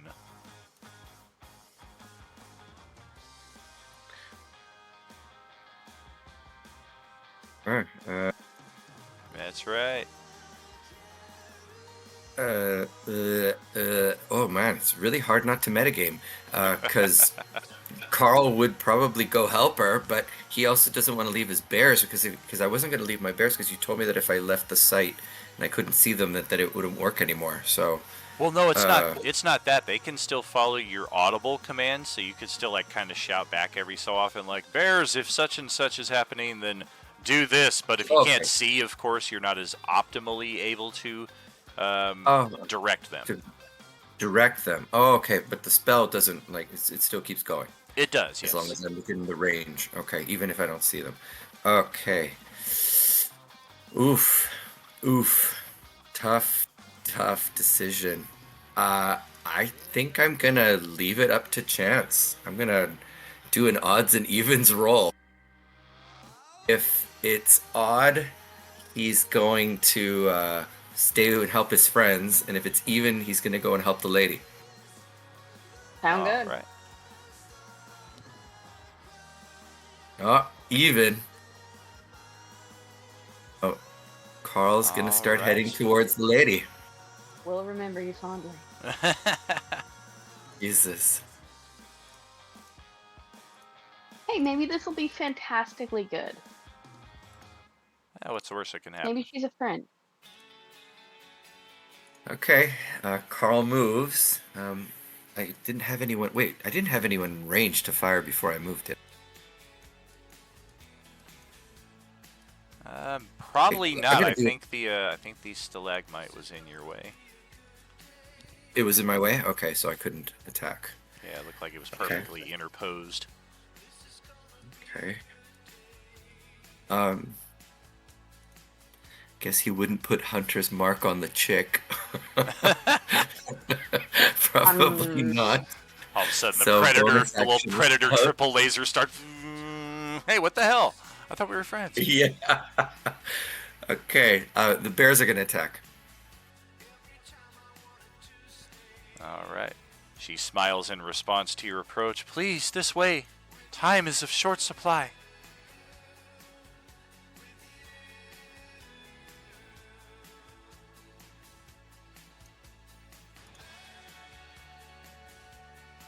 Oh dear. That is miss, crit, miss, hit. And that crit is huge. That is 6, 5. That is 12 of my remaining hit points. That's most of them right there. That bear Leonardo DiCaprio'd him. Wow. And the other one leaves the guy with 1 hit point. The Shambler has 1 hit point left after the bears finish their job. Okay, that's Carl's turn. Take that, Krill. Right. Krill will Beat that, Krill. need his wisdom saving throw. Basically just to determine advantage, disadvantage on this thing. Yikes. Natural 1. You are frightened of it, so it will be disadvantage as that stands there.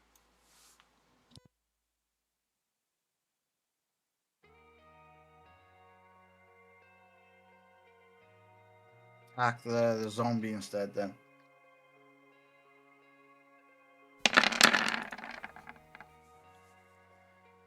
You may be at disadvantage in either case, but it doesn't matter with that roll, so I'm not even going to bother. I think it's disadvantage while it's within your line of sight, regardless of who you attack. That is a hit. That is a sneak attack. Oh, boy. Okay. No. Cool. We'll take it. He attacks it again then. All right. Likewise.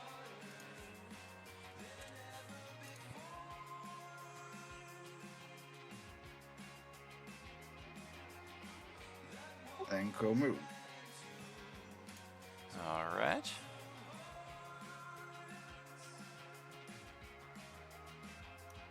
Moves to the and ends his turn. All right. That is Sarah up next in the turn order. So, wisdom save. Very good. Fine. Can you do 1 point of damage? Oh dear, just barely. Alright, well, we don't need you anymore. That one is banished. And so with my...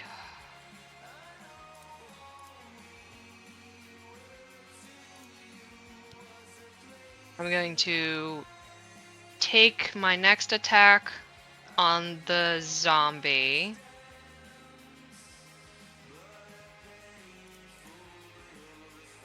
And then with my bonus action, I'm going to use a Potion of Supreme Healing on Red.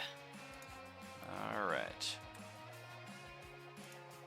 And we have found ourselves a Class B zombie.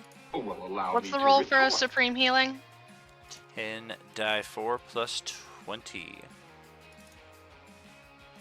Class B has the Allow Me to Retort ability. When damaged by an attack, it may select one of its attack options and attempt to hit the target that damaged it.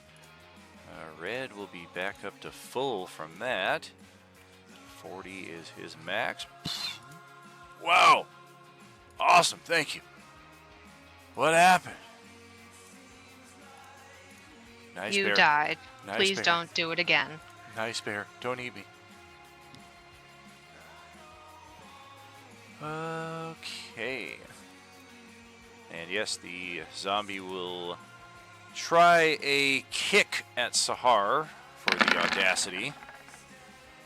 That's a 24 to hit, 16 physical damage.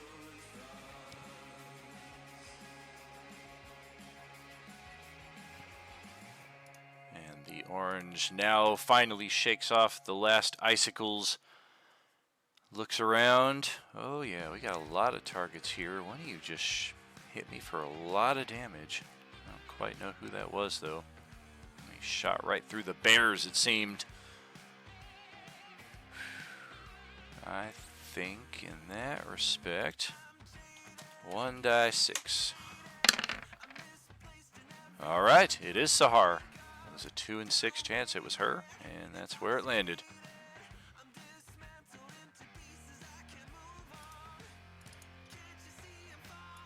Three attack options.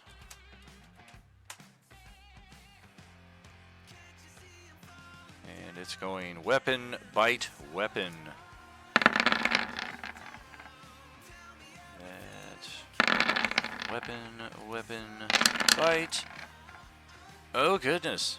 The orange Class B also has the Bloodlust ability, particularly efficient at tracking and slaying the living, reflected with advantage on all attacks versus the living targets. That is 23 to hit, 25 to hit, and natural 20 to hit. Damn! Additionally, Ravenous Wound. If the orange Class B lands an attack on a target, that target is prevented from regaining hit points until the end of the Class B's next turn. So all of that is 30, 45 points of physical damage that cannot be healed. No hit points, in fact, can be healed for a little bit here. Yeah, these bees... Who is that on? That is all on Sahar. Yeah, these Class Bs step it up, and if you caught a little of Wednesday stream week before last, they found the first Class A, which is just all kinds of extra heinous. It has a reaction-based move that as soon as somebody gets within a certain distance of it, it can take its move without provoking attacks of opportunities. So getting this thing cornered is almost impossible. It's just, it runs all over the damn place. Okay, so now that is our actions. Bonus action, we don't need to use... Fuck it, we do need to use that. Our Bloodlust is going to lead us right to the guy. So we're going to leap up to 30 feet as a bonus action here. This does provoke reactions if you have them. So all 5 of us standing here are potentially going to get a free attack as this thing just launches itself out of here and touches down next to Krill, smiling with Sahar's blood dripping from its chin. Krill just looks at it and puts a thumbs up. Nice.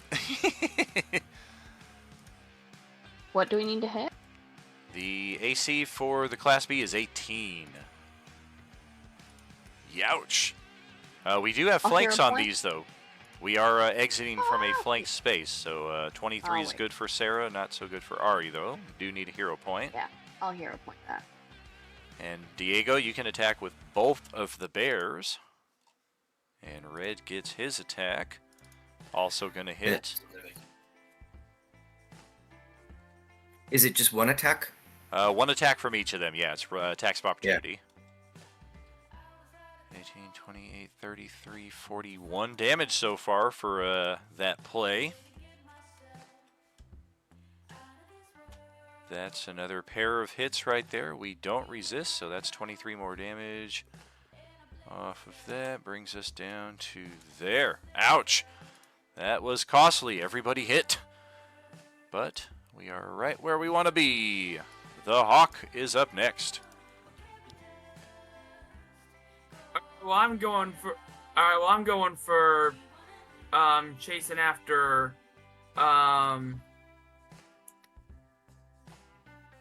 Carl. But along the way, I'm gonna go after this class. What this class B was it? Uh-huh. All right, and I'm not gonna just punch her in the face. I'm gonna freaking bitch scratch this. I'm gonna bitch scratch her. Ouch. You do need to descend to about 5 feet to get into melee, but yeah, that will hit. And then with my second attack. Also a hit. And that will end my turn. Alright. The Class B has 3 reactions per turn. So it's going to use a second reaction here to retort on the Hawk for hitting me. We're going to try to pummel again, just do a back kick on you there. 25 to hit, 14 physical. Okay, 14. So 14 damage I take? Correct. And then between the Hawk and Radabru. Okay, so I have 1 temporary hit point left. Gotcha. Between the Hawk and Radabru, the Class B will use the first of its legendary actions and take an attack, a bite attack on Krill. That is a 20 to hit for 7 physical. Minimum damage. And then Red's turn is up. Is it over? Did we win? All I see is bear. And he stands up, half his movement. I'm not going to try and squeeze through that. I got a little problem with bears. They're a little scary. Go this way. That's everything. And oh, there's still one over there. All right. Action dash.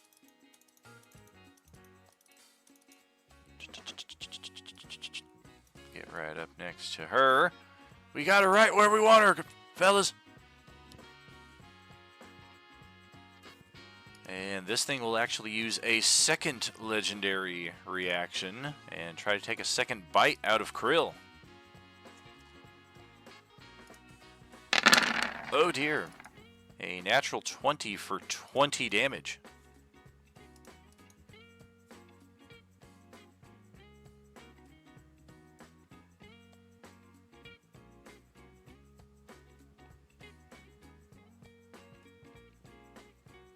Yes, indeed.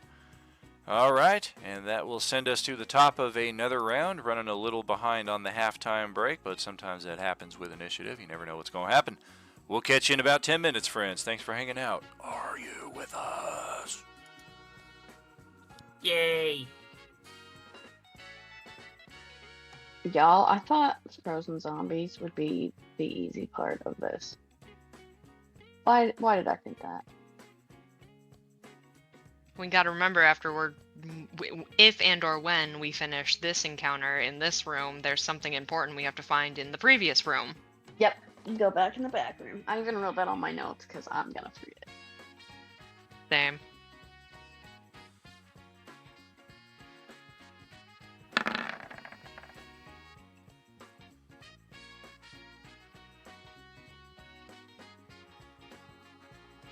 Do you think hair folk make good stylists?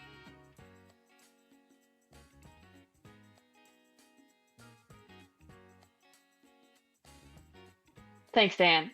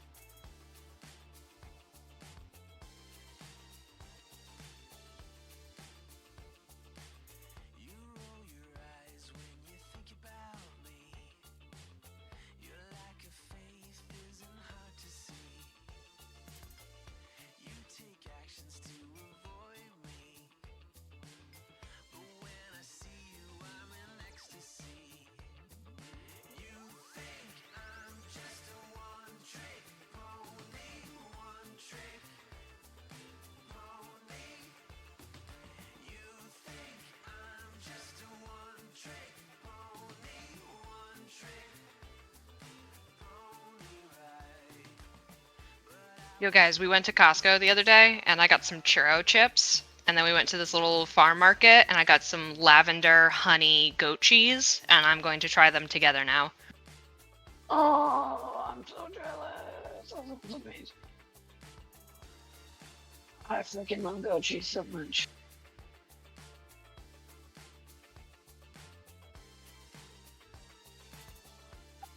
I got some sea salt pita chips and some red pepper hummus. That sounds good too. Oh, I love hummus.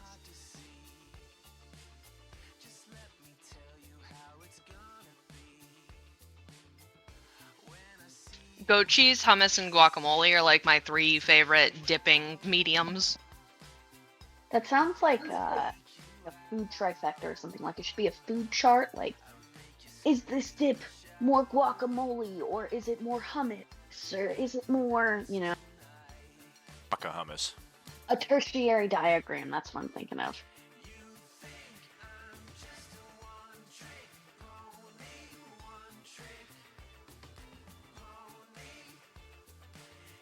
And then I have cucumbers and carrots, so my corgi is currently glued to me because he loves vegetables. Oh.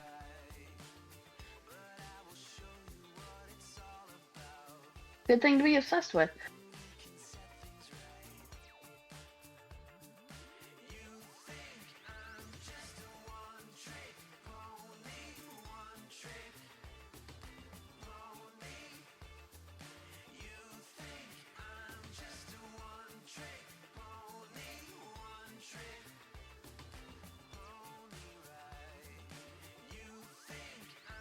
I posted his begging face in the Swan Crew chat.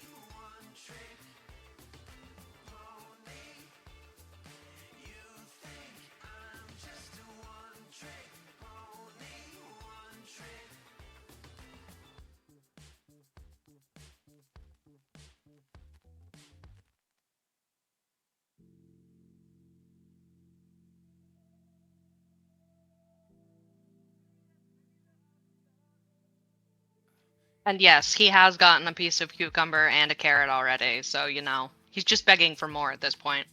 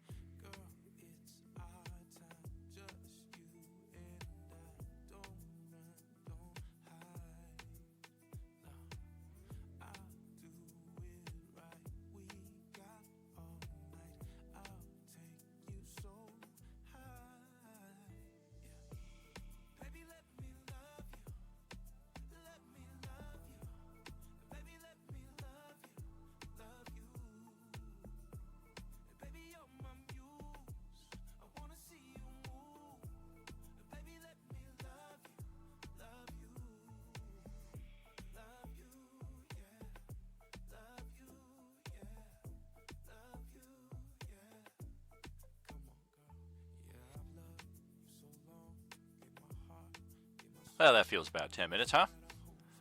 Let's do this. Tawny Paw, you are on the top of the turn order.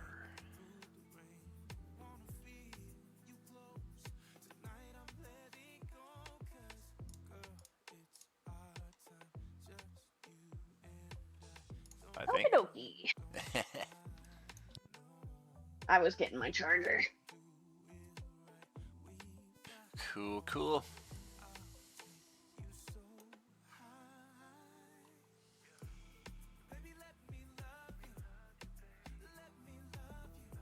All right. So let's see. We've got that scary class B up fighting them.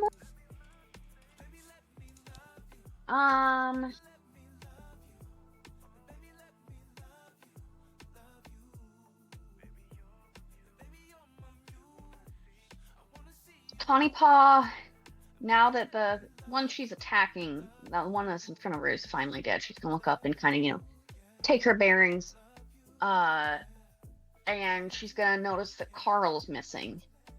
He did call out, "Must help pretty lady up here." Oh yeah, okay. She'll recall she heard that too. What? Solid Carl impression. Wow, thank you. Solid.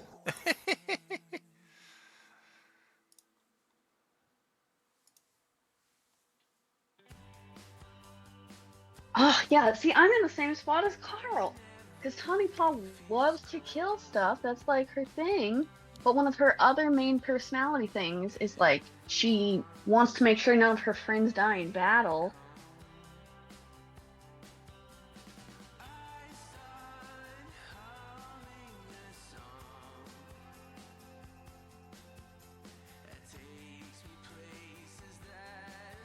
You know, I think I trust my crew. They've got that Class B. There's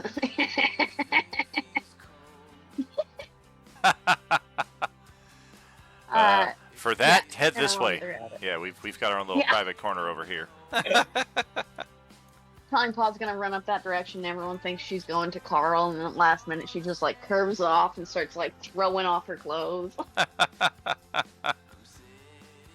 Alright, I'm gonna action dash. I'm gonna go for Carl because I trust my team to take care of this one that's here, but I don't know what's happening with Carl, and I want to make sure he's safe. All right.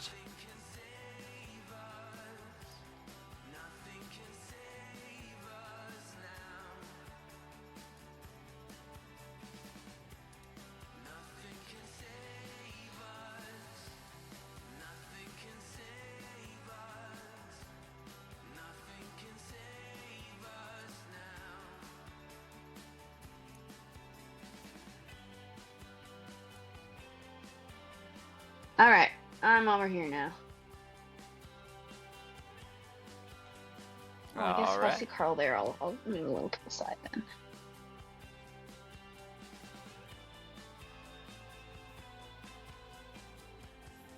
You can talk to Carl if you want. Carl! What's going on out there? But, pretty lady, call for help. Carl! That's definitely a trap!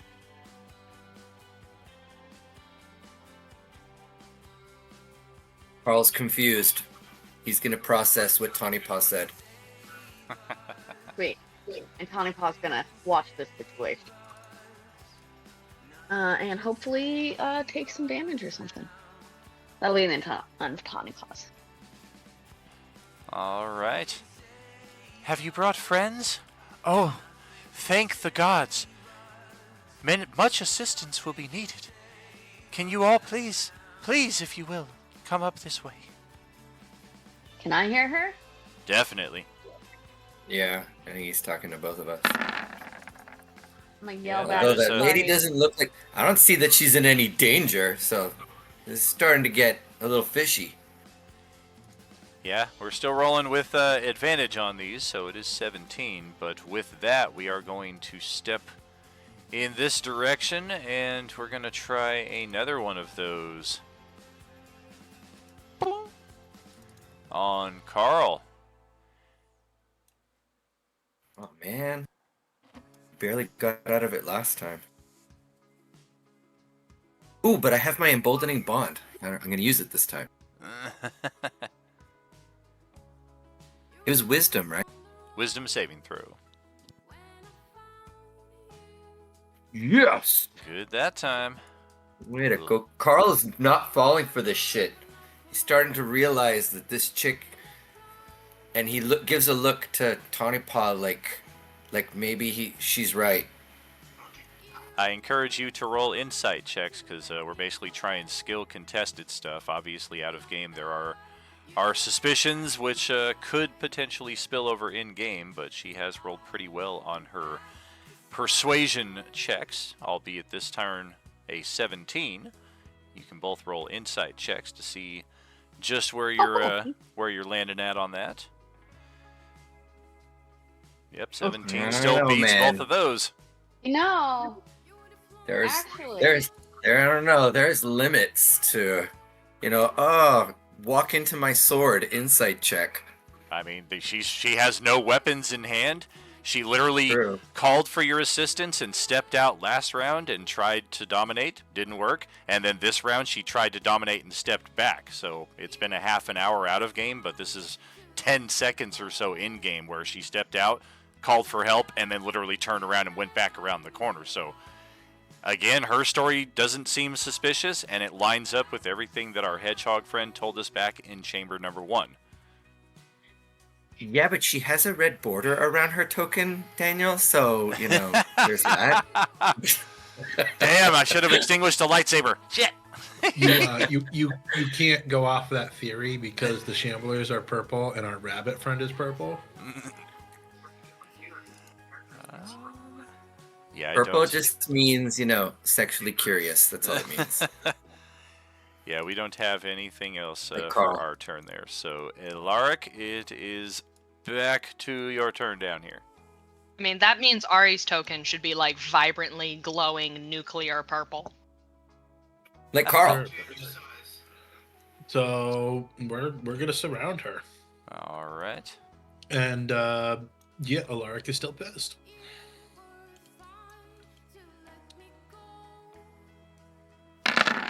So booming blade.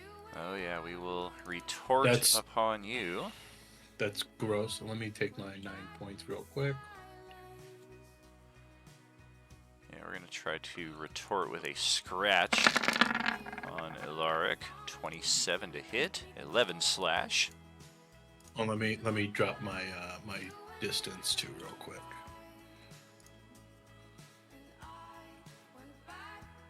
We'll go 5 feet. You said 11 damage? Yes. There's 70.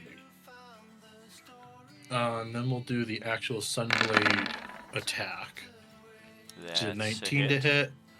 And then the 1d8 that the booming blade does is an actual 8. And that is radiant damage on the Sunblade. Very cool. Like we found with most oranges, not resistant or vulnerable to anything, including the typical stuff. This thing, just like the lower level, you wouldn't be surprised if you could poison it or use necrotic against it. And then if it decides to move, it'll take the 2 thunder damage. Oh. Yeah. Very disappointed on that. We're going to use our or is that your turn?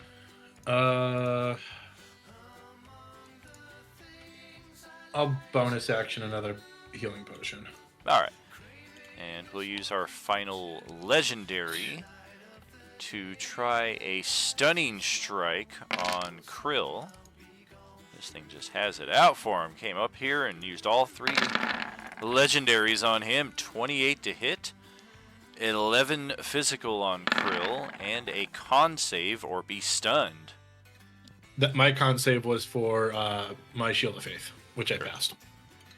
Very good. DC is 16 on that con save for Krill. Or be stunned. Oh dear. Oh dear. I'm stunned. I think we got him down for a round. Ouch. That is Alaric's turn. At this point, the Dimensional Shambler would still likely do its thing. And also I should track these right here. Any of you who've been hit are ravenously wounded and unable to regain HP. That's what the bloody icons on your token there will mean.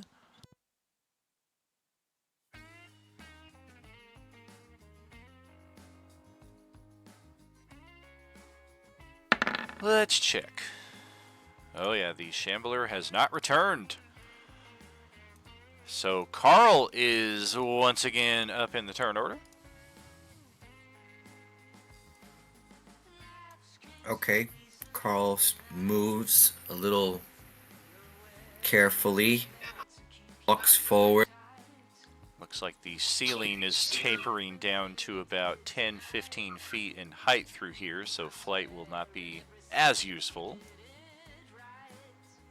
Looks like it might be a little slippery up ahead as well. Carl takes a step and looks back at Tawny Paw, unsure of what to do with two people that one person that he really trusts and someone that seems to be in trouble, and he's not sure what to do. He takes another tentative step, so he's kind of like going slowly, not sure. All right. I mean, anybody would be pretty hesitant of leaving his whole group and going around some dark corner. Sure. And Carl knows that splitting the party is not a good idea.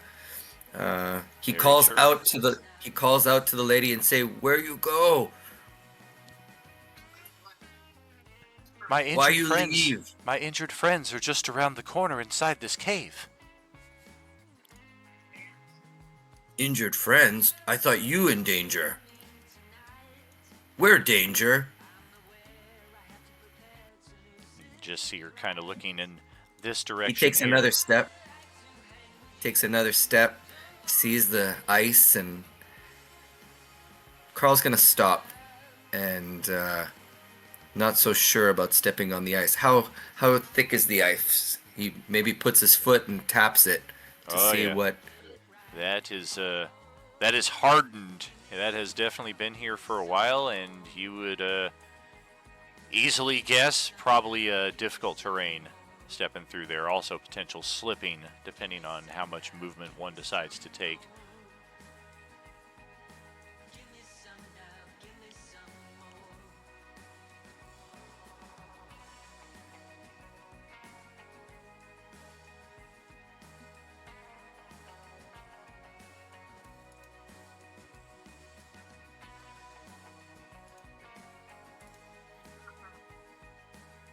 Okay. I think that's as far as Carl's gonna go. He doesn't feel like it's smart to go. He's gonna wait for Tawny Paw. All right. We'll go together. Okay, the bears. See if they can do something.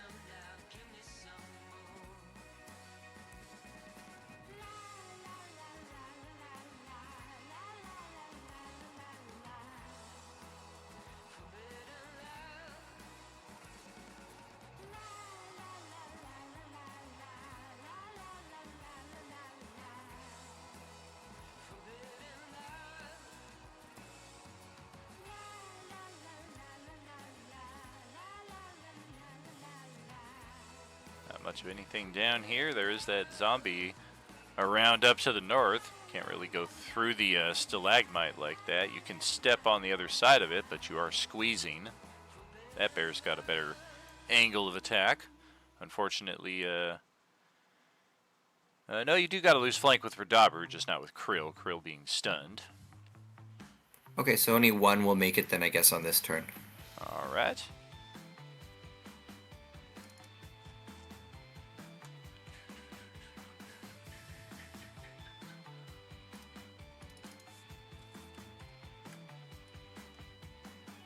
Well, those will, that will hit with the second one, thanks to the flank. And that's Carl's turn. Okay. And Krill is stunned this round. Ah, you son of a, get you next turn. Dun dun dun. That is Sahar who's up next.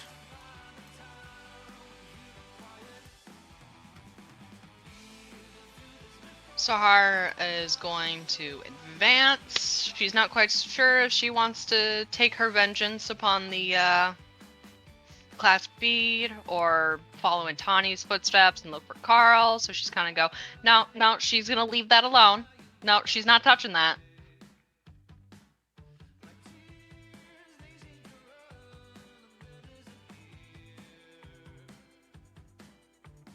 Wait, which part are you not touching? Someone's trying to make me go poke the abomination. Do it. But she's not following for. Do it now. We could go, like, unfreeze it. Hey, DJ is redeeming a character level, but you are an Epic subscriber. You should be getting that for 12.5k, and I think you've already done that for all your characters already. It's one per character. Correct me if I'm wrong. If so, I will refund those. Go ahead, proceed, Sahar. Leveling up the opponent. If I was close enough, I was going to try and maybe keep advancing. No, I think my team's got it. I'm going to use action dash to make another movement. All right.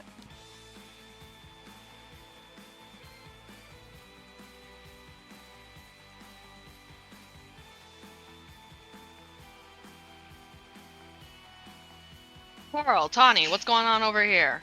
I think the other ones have got the Class B under wraps, perhaps. Hopefully, I believe in them. But what's up with this lady? Where is she? What's going on? Pretty lady needs help. And I'm gonna She's point. dying. Please help. Oh snap!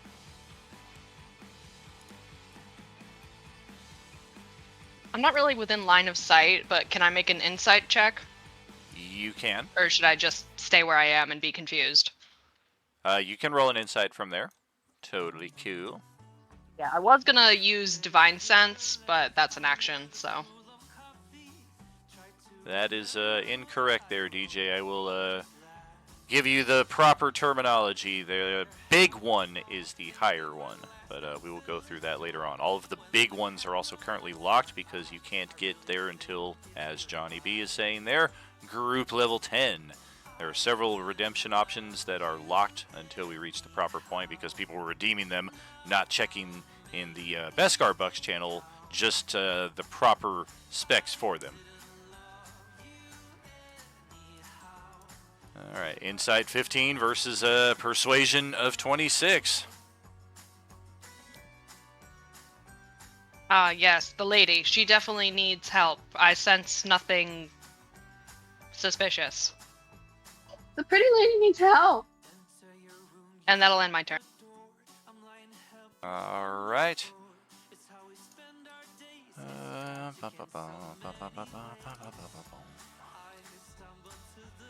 Alright, now here, this little guy is going to step out. And we're going to step up next to Tawny Paw right here. Start taking off the armor. Oh wait, that was last round's plan. This round's plan.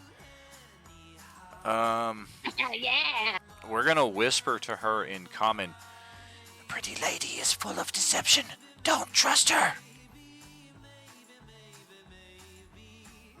This guy has been here a while and knows what's up, and she, in fact, is living in the area of the cave that he used to call home, so he is very much not her friend.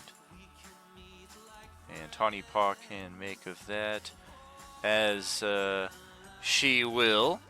For right now, the orange is up. We'll reset all legendaries, all reactions. We'll heal 500 hit points in regeneration. No, we don't have that last ability. The other two are correct, though. Hey, Daniel, quick question. I know the Bloodlust effect means that, or the blood non-healing effect means that I can't heal, like, on purpose, but does my 9-point regen not count? That is Or does it correct, count? yeah. No healing of any kind. No hit point regain until Gotcha, the thank end you. of this thing's turn right now. Alright, so let's try our 3 actions. Red did not attack me at all. One of the bears did. That was not nice. Elaric did. Krill was technically still stunned. So I think we're going to try to bite the bear to the southeast that attacked us. Let's start with that. That's a 15 to hit the bear for 13 damage.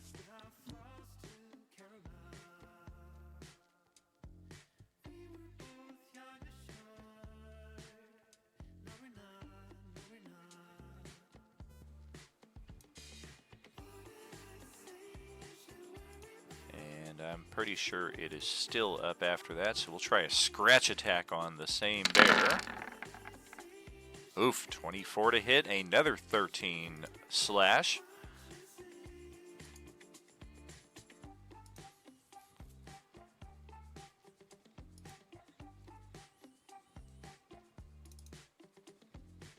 This thing is pretty smart, knows the name of the game. It's still up.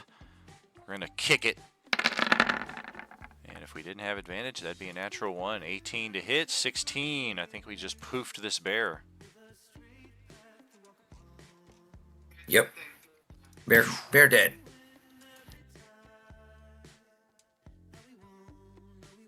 That did take all of our action. Bonus action, we could jump out of here, but last time we took like 60 points of damage from that, so no thank you. The hawk is up for your turn. Bear did its job. It absorbed all the hits instead of on our team. Yeah, it did. Good job, Bear. Yeah, But now the hawk is extra pissed.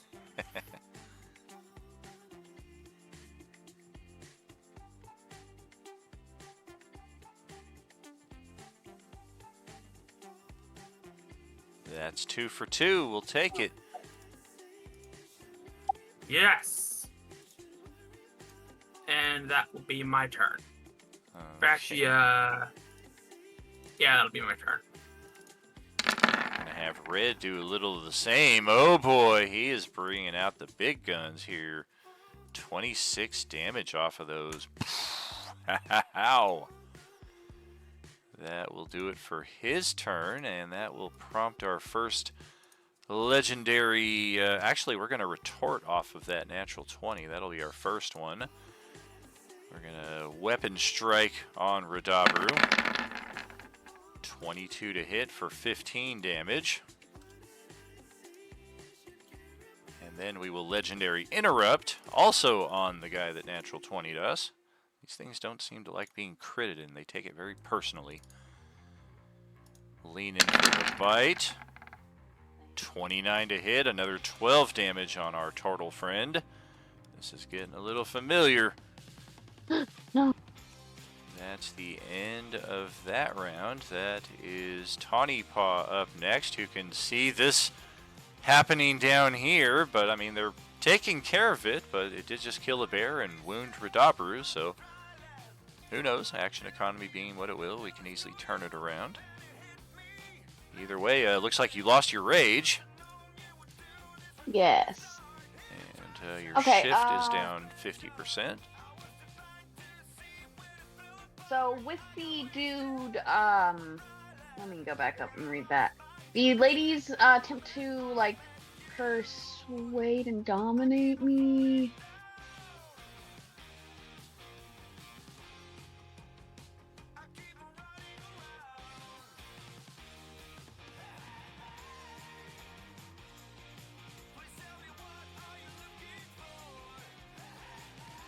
Okay, so I lost my insight on her last time, so I think everything she's saying is legit. But did she cast a spell on me? She didn't cast anything on you. She has tried to cast on Diego twice here, but even then it's a subtle magic, Okay, so it's not even obvious that she's doing anything. She's just continuing to plead more vehemently, if anything. Okay. But the rabbit guy told you not to trust her. Yeah. Not to... Yeah, but the rabbit just told me. So I just wanted to make sure that there wasn't some spell effect making it so that Tawny would be more inclined to ignore him. So. Correct. Hey. All right. Then Tawny Paw's going to yell out to Sahara and Carl. Don't listen to her. She's full of lies. Says the rabbit guy. And he's helping us, so I trust him. And then also because I see the smackdown happening down there, she is partial to red, so she's going to run down to trouble. Just for all things in the proper mechanical place, that is our persuasion check to attempt to turn you against the Ice Mistress up there from the creature who's helping us by having missed all of its attack rolls so far. Conveniently. Trying to make Who's the evil one? Who's the good one? I don't know. Alright, well, my instincts, I wanted to check on Carl, make sure he's not dying. So Hara's up there now, and Rabbit Guy told me what he did, so I'm gonna believe him. And I saw Red getting his butt handed to him, so I'm gonna go help Red. So let's see, I ran up. I still have my 2 attacks. This thing hits really hard. Maybe we can just drop it though, so I'm not gonna rage again.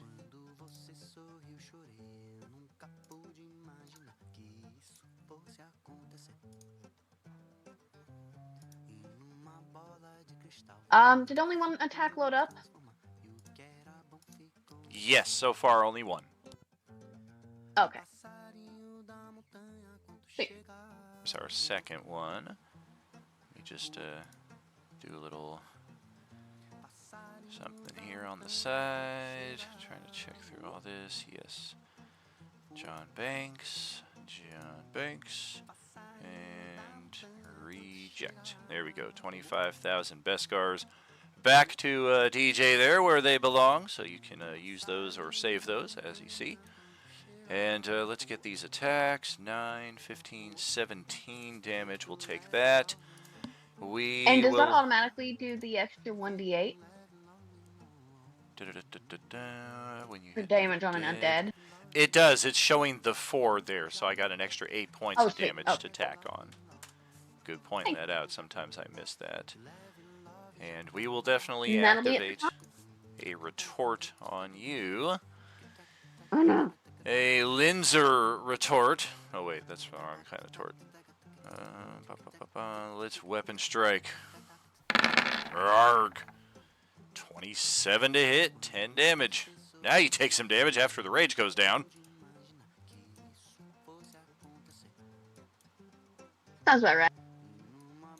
And you said 10? 10. I think we will go in for some nastiness here with another legendary from the zombie now that we're down here. Take a weapon strike on the guy that got the natural 20 on us again. 32 to hit.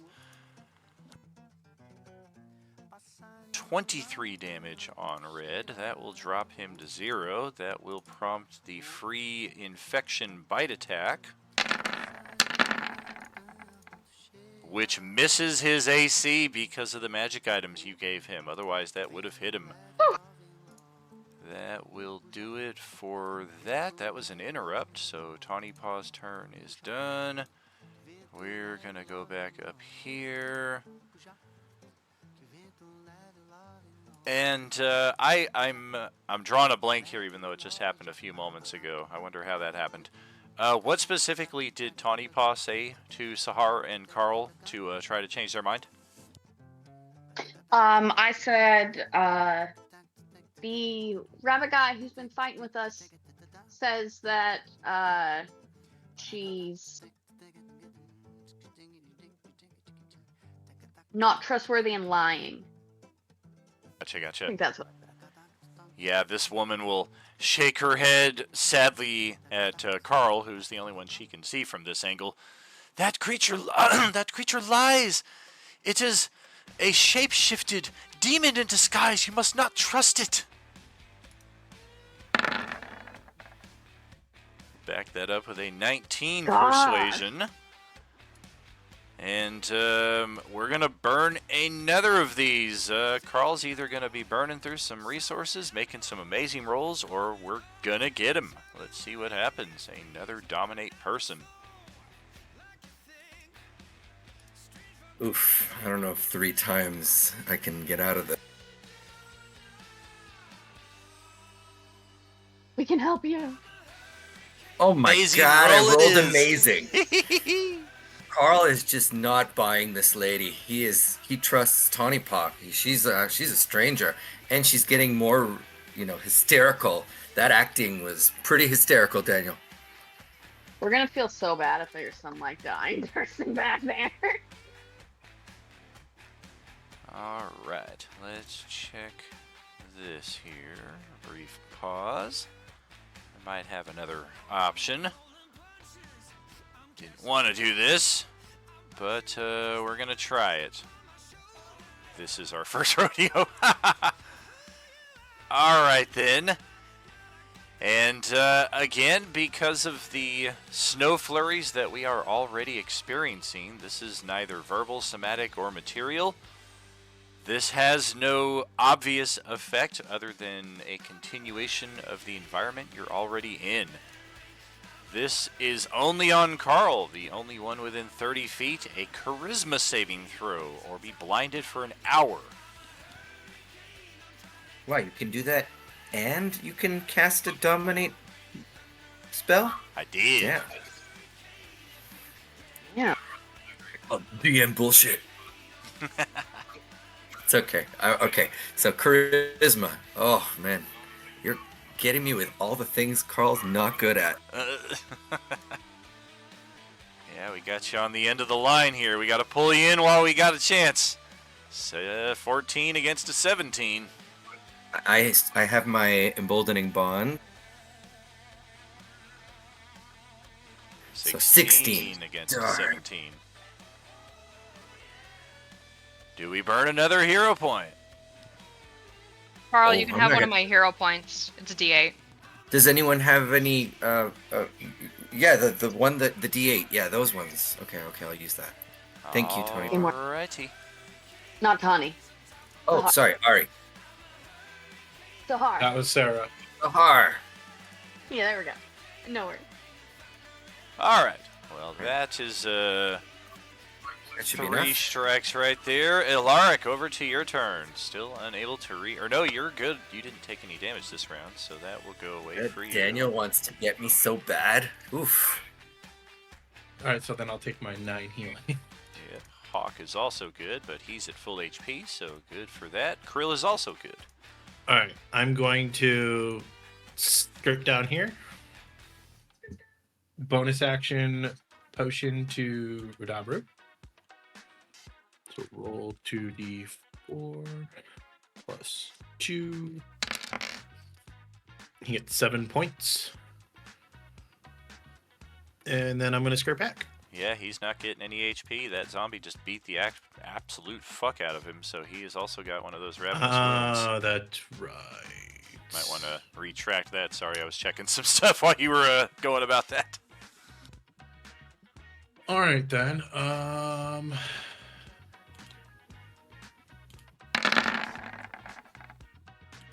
Well, there you go. There you go. Holy crap. Oh! Holy crap. So if this zombie moves, it will take the 17 thunder.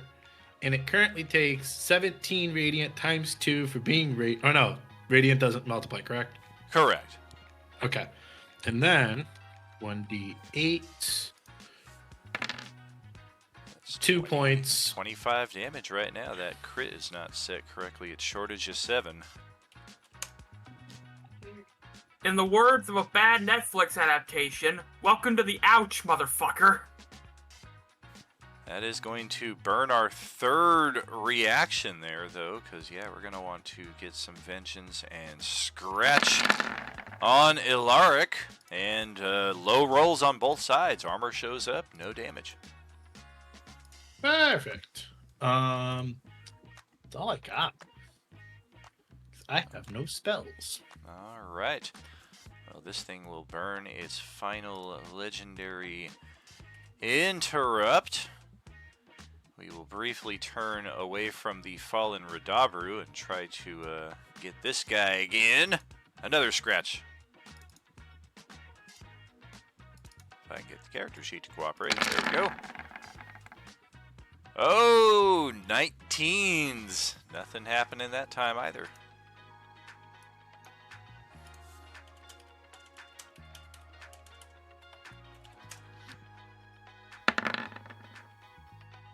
There it is.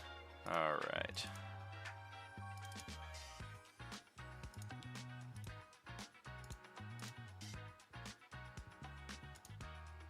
And hey, look who's back. Where'd everybody go? I thought we had a thing going on over here. Oh, look at them all over there. They're so cute fighting the zombie. No Fenric's body with him? No Fenric's body. Aww. I'm gonna just swoop up here behind the hawk. And yeah, this is one of those the enemy of my enemy deals. We're going to try to claw our Aarakocra friend here. Dear goodness, oh god, natural 20. 24, 34, 42 points of holy crap.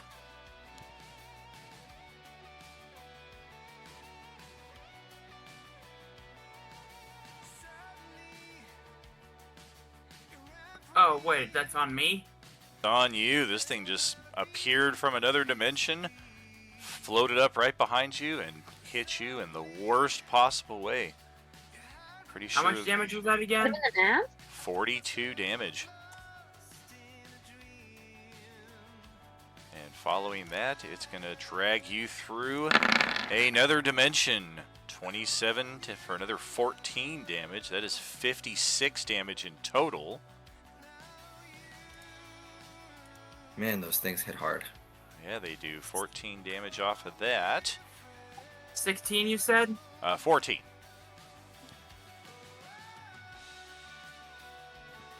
And then, wait for you to get that.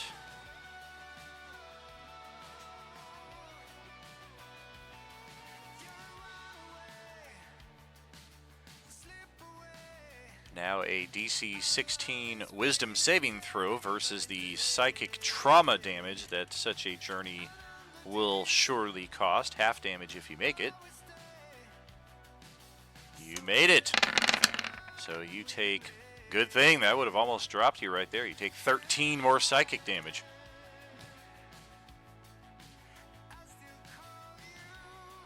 And this thing does have you grappled, so there will be difficulty getting out of its grasp. That is all we have for its turn, though. It's Carl back up here. Snow's getting really intense up here. I almost stung you right in the eye, and that woman just took off around the corner crying, it sounded like. Carl's gonna rely on his survival instincts rather than on insight of what's the situation. So I'm wondering if I could roll survival instead of instincts, if his survival will start kicking in at this point, Daniel. That's fine.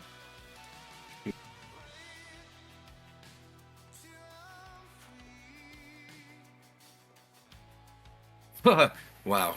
He is just not doing well today. So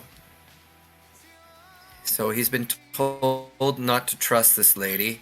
She's very convincing, and I thought maybe the snow would convince him, but apparently he's so tough that the snow doesn't flinch him. But he's going to start backing off a little bit. He's not going to go off without his friends when his friends specifically told him not to do that. So he's not that dumb. So he's going to back off and head towards Sahar. All right. And he's not that smart, so he thinks that he should listen to his friends over some very convincing lady. Everything And, is proceeding I guess- as I have foreseen. Hey! And then the bear will go and attack. I don't know. Can the bear fit anywhere to attack? It can squeeze into here. It's going to be a disadvantage, but then it gets flank advantage, so it's just rolling normally from that spot. Alternatively, it could try to go around the stalagmite there and try to hit this thing right here, which it might have a little more opening. Just be careful not to disturb the frozen abomination chilling out right there. What about if the bear walks through them to get around to hit the... I mean, if it walks through the allies, it's double movement. Yeah, but he's got 40, so that should be fine. I mean, I you think can't that should- you can't walk through this space because that's a zombie. So you're talking 10, 20, 30, 40 gets you there. Oh, okay. It goes quicker than you think, especially when you're doing double movement like that. I was here. Ah. There, something like that. Yeah. Okay, well then I'll go back and hit this guy, cause fuck this guy. Roar. Yeah, definitely better opening there. Not quite enough to flank with the Hawk, unfortunately, but the first attack will get through.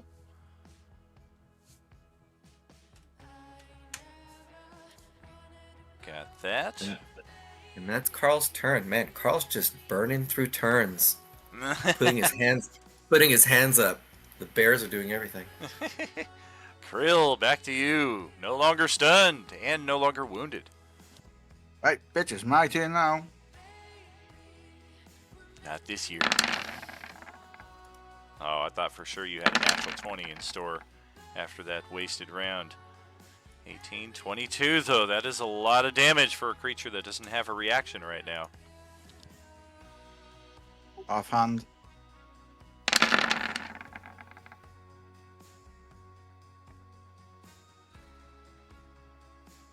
Oh dear. All right. 1 second here.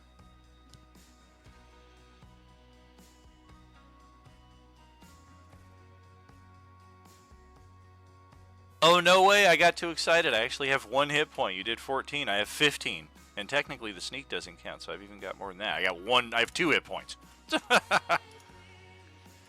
got a 3rd attack, so it's not going to have any. I thought for sure I was dead.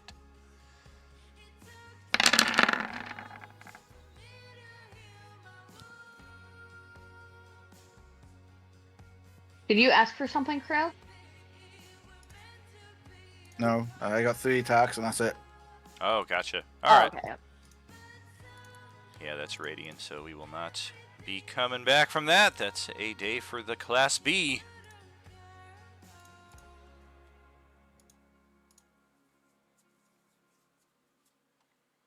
And Sahar. And Krill moves up here then. Okie dokie. Sahar is up next. All right. Let's see. We've heard what the bunny said. We've got the Dimensional Shambler back. Sahar sees this. She was convinced that the lady wasn't in charge, but now she's just kind of confused. But she is loyal and feeling responsible for her fighting companions. That is one of her top personality traits. So she will be returning back to help her friends end the combat before moving on to the next problem. All right.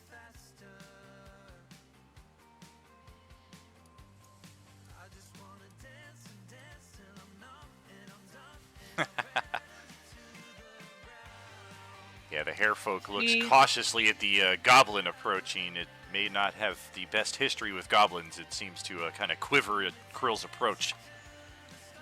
So, rabbit meat. Sahar will kneel down near the downed Radabru and expend. Okay, never mind. I'm getting messages from the side. Yeah, you can see his wound is still nastily still seeping. active. Yeah. So she will use 10 of her lay on handses upon herself to regen some HP.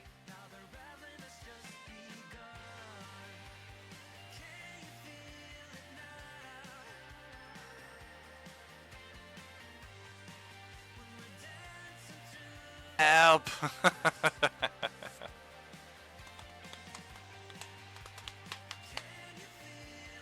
All right. Anything else for Sahar there? Hold on, I'm doing math. The Sunday brain is not helping. Gotcha.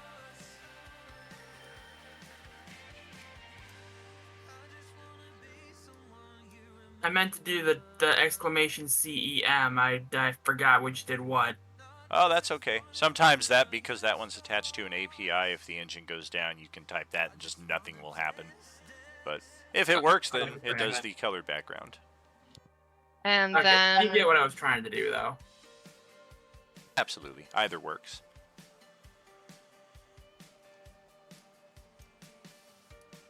And then with her bonus action, she is going to use Daunting Roar on the Dimensional Shambler. All right.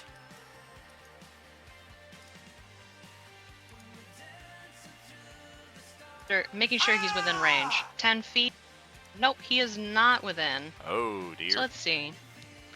Let's see, who needs? I think I'll just. Red is in death save.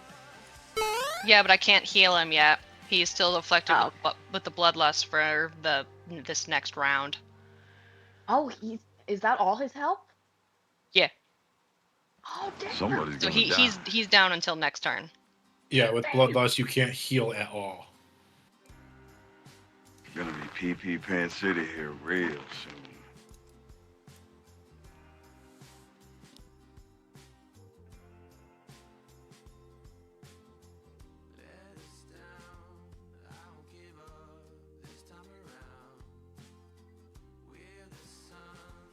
Nope, I guess I'm good. All right. The hair folk. Let's see. Be the same for an insight check. Yeah, we're gonna try to read this goblin approaching us. What's Krill's vibe here? He tried to eat an NPC once, so we're a little scared. Crow's looking at it and thinking, is that food? Oh god. Oh god. Yeah, I don't like this. Okay, yeah, we're going to... That doesn't help.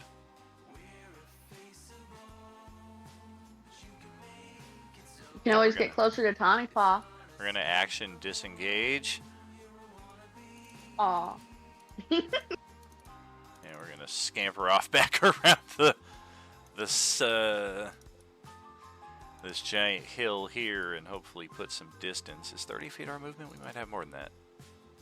Nope, we don't. But Krill can just barely see a fluffy white rabbit tail upend into the air, and some dirt and dust get tossed all over, and yeah, you're pretty sure that thing just burrowed.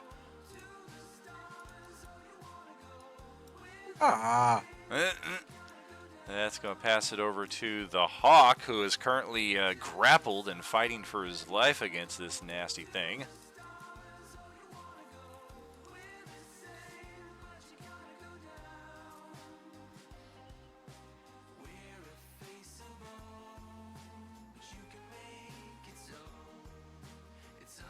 Hey, late. He's late. Nice. A very important date. That's fantastic Stuff that you with know the that. That's freaking awesome. Alright, so let's see here. I guess all I can really do is beat the shit out of this thing. It's not so much culture. I just didn't know like how much, how well spread that was. Because like here in Vegas, like our education system, I go back to it constantly. We're pretty terrible here. So the fact that Ricky Tikki Tavi was ever even brought in here, not the use, I would think. I thought that was a reference to Alice in Wonderland.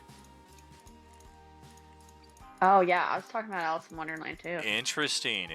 So yeah, maybe they're coming from two different sources right there. All right. Well, that's well, shoot, you got no flank bonus, so you're just wailing against this thing without any success. Well, shit. Yeah, target AC 16. Dun dun dun. I guess I got nothing else to do. Retro. That ends my turn. All right. Yeah, we got that covered. Red is up next, and the Class B would have gone around this point, but it doesn't, and he's not taken any damage since then. So the Ravenous Wound has expired, and he can roll a death save. Dope. Well, that's not good. That is one fail. Okie dokie. Well, I think we got just enough for one more round here. Tawny Paw, go right ahead. Alright. It's the only way to break that thing's grapple on the hawk to kill it. Is there a way to break the grapple? Yeah, other than killing the creature that's grappling. You could use your athletics to try and break Like, that pry it free. off It would, him? yeah, it would effectively take your action though. Okay. I will bonus action health potion to Dabru again.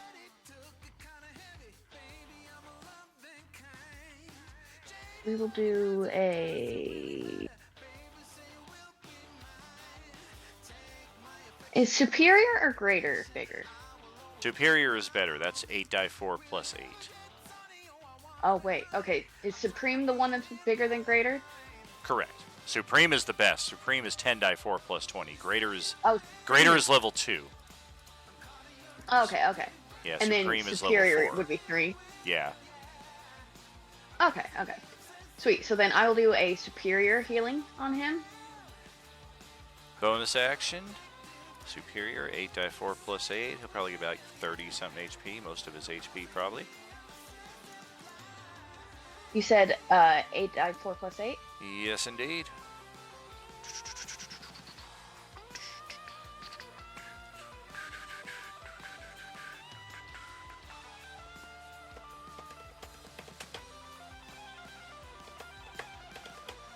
Sorry, 8d8 plus 8?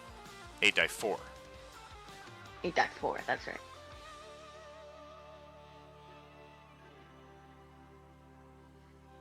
He wanted a lucky rabbit foot.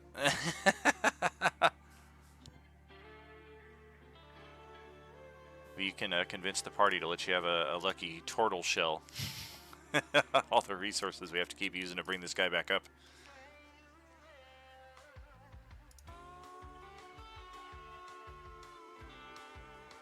There it is. All right. 29. We'll take it. Alright, and then I'm gonna go through my friendies. Easily just step right over this corpse too if you like. Pressing yourself up against the seems stalagmite. Like a poor idea. Yeah, I got spider climb. Oh, nice. Well, that's not going to impose at all then. And then I'm going to try and pry this thing off the hawk. Okay. Grapple DC is 16. You got to beat on an athletics check. Easily done. That technically counts as one of your attacks. So if you have extra attack, you can still attack this thing. Oh, bless! Yeah, I would love that. Oh yeah, grapplers can easily... It's what makes monks so cool. Monks can attack, grapple, and freely interchange between both. Technically anybody can, but monks have more attacks and specialty in it. Yeah, that's pretty cool. That'll hit. No rage, unfortunately, but that's damage. Ouch! That'll be the end of Tony's turn. Interesting.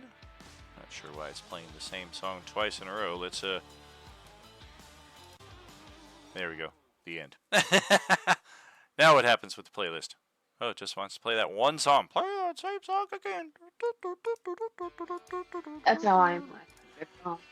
Alright, we'll play something different here. Tawny Paw is done. The Ice Maiden cometh! Ah, that's right, now I'm turning into Mr. Freeze. Everybody, chill. Chill. Chill. What killed the dinosaurs? The Ice Age! Okay, let's, special ability...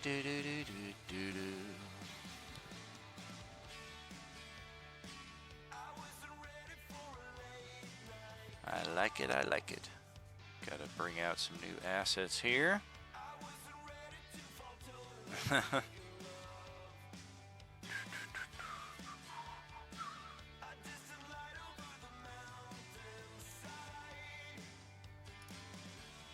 There you are. Animation. No, that's wrong. That's also wrong.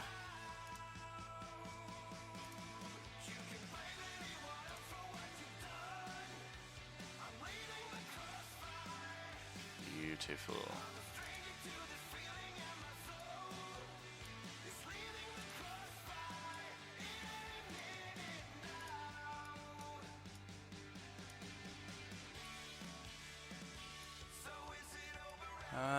Okay. Oh, man. This is impossible. Anybody have any special extrasensory perceptions? I guess to cut to the chase, does anybody have True Sight? Anybody have the epic boon of True Sight in this group? I don't think anybody does. I think only 2 people at all our tables do, and I don't think they're here. That would be Johnny. Batmarl anywhere? That would be Johnny and Sarah right here, since we don't have Steven today. No True Sight. No True Sight. Alrighty. Nope. Only thing is the Divine Sense I wanted to use, but not now. Gotcha. Play that card at the proper time. We're gonna do this.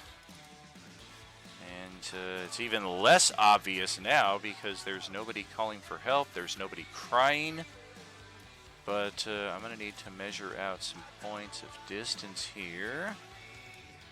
And I'm doing it in such a way so that it's not obvious where I am at.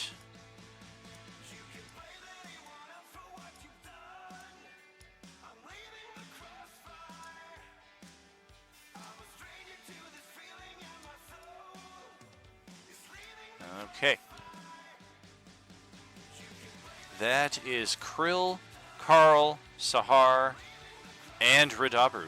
All need to roll charisma saves or be blinded for the next hour. Well, that's fantastic. Charisma may or may not be kind of my thing. That's less spectacular. Krill's just burning through hero points today. 3 so far this session. Not sure how many of those are still in the bank. Wow, Carl's saving throw rolls are on point today. Wow, that is fantastic. Let's check Ridabru. Well, how about that? All right. That chick must be so pissed. how is she not showing? Her subtlety must be lacking by now. She must be fuck. Yeah, It's like she's invisible and she's trying to go around going pocket snow, but it's not working. Yeah, this She's is dropping hints and we just kind of do not ridiculous. Oh boy. At what point does the subtlety wear off there, Daniel? Not yet. She is incredibly composed. That comes with having a charisma of more than 20. Alaric, your turn is next. Okay. Yeah, the snow just increases and blows into a few of your faces, and thankfully you all stave off any stinging to the retina effect. Full health. We're gonna go here. We're gonna use the bear. All right. The bear. The bear. bear. Let's see.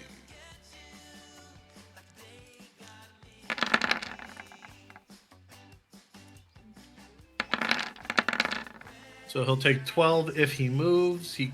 And 18 to hit for 10. That's all right. We'll take it. Oh. Can I just throw a healing potion to the hawk so he can take it later? You can. He needs to roll an acrobatics check to catch it. Otherwise, usually make those allowances. Occasionally, a creature will have a reaction and try to intercept it, so always be wary of that. Yeah, we'll try to throw. We'll try to throw it to him. He makes a 13. Oh, well, in normal conditions, that would be good, but with the blowing slurry here, we're going to need a little extra on top of that if we want to ensure this healing potion doesn't hit the ground and smash. Have a hero point, Curios. 1d8. Don't roll a 1. Okay then. 15 or better. All right, you got yourself, was it a regular healing potion? Yep. In hand, right there, ready for your use. All right, anything else? Nope, that's it. Let's move to your turn. All right. Still kind of checking, like trying to figure out how I lost my grab on this guy, and oh, it was you. All right. Wink. Scanning. 140 HP. Yeah, I'm gonna throw a middle finger up to the game master. Who the fuck let her have that much HP? Connie, Spider-Man crawling Never on the stalactite, being like, "Come on," doing a little come hither finger. Exactly.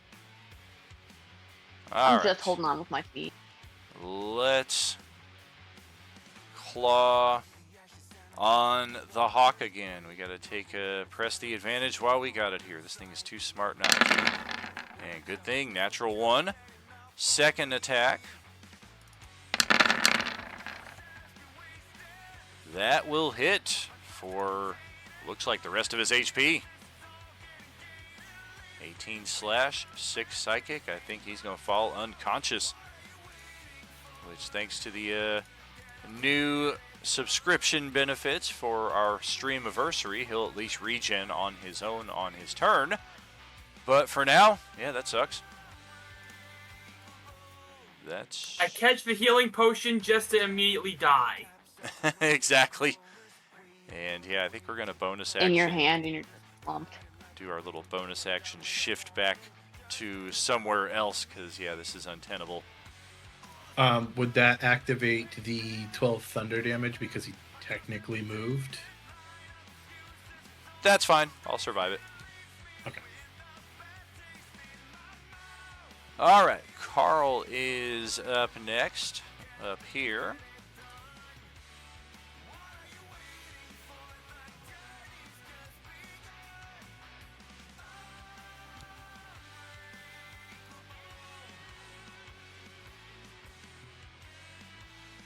Krill would have been done with his turn by now.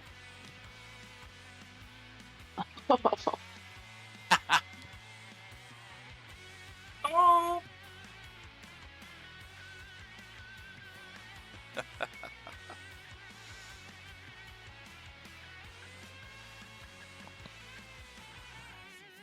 Yo, what's up with Carl?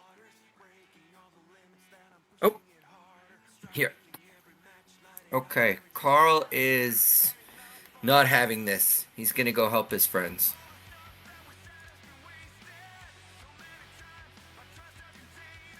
We're all in this together. Well, where's the thing that's causing all the ruckus? There's a frozen zombie. Otherwise, Yeah. the hawk is down and unconscious here in front of you. Don't see a single enemy. You can see the dead zombie here.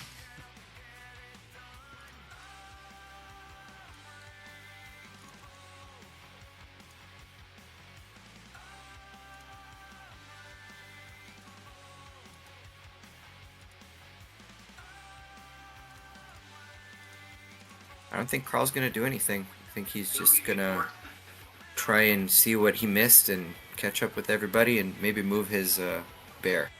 All right. That's it. That's Carl's turn. Okay, Krill, back to you. Right, for an action, he's drinking a potion of supreme healing, so that's 60 back, innit? Yep. Plus your regen will get you at 130.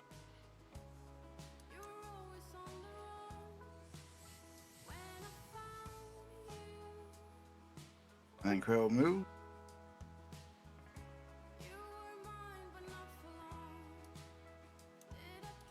Yeah, it gets extra frosty up here. And that's end of Crow's turn. Okay. And Sahar, that's back to you.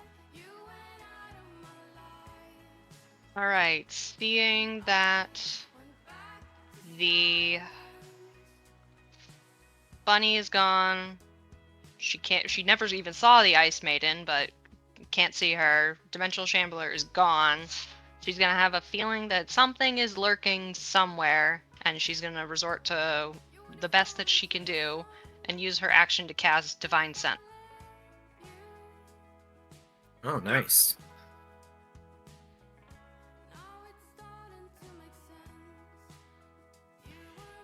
Let's see. Celestial, Fiend, or Undead. Oh, man. I'm a Fae! But she spoke up and cackled. So she's so sorry. Just gonna kind of turn around. Yeah, she's half blind. She heard cackle something, sounded and she's very like, like "Where the Snow White fuck is Queen. it? Oh, let me, bad." I'm gonna do a performance check. It sounds like it comes from the bear. Ventriloquism. I'm over here. So, and with her bonus action, she's going to Daunting Roar, just in case the Snow Maiden or something is within 10 feet, and a little spooky spook. Yep. Whether she is or not, we do not know. Is that it? That's all I got. Okay, well, the Hawk will regen 3 HP, find that the potion is still in his talon, and can at least drink that before standing back up. Otherwise, take it away. Yeah, I'll drink the healing potion. All right. So, what do I roll? If you spend your action, you get 10 hit points. If you spend a bonus action, it's 2d4 plus 2.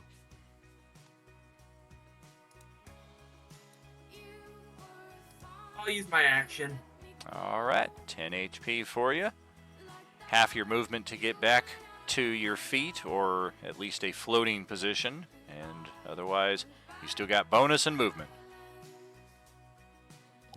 Okay, I'll use my I'll use my movement to just be like, all right. So where's the? I'll just move next to Carl here and be like, all right. So where's this ice maiden that I've been hearing about? Where's this pretty lady I've been hearing about? Pretty lady up north, but maybe not so trustworthy. Well then, allow me to introduce her to my fists.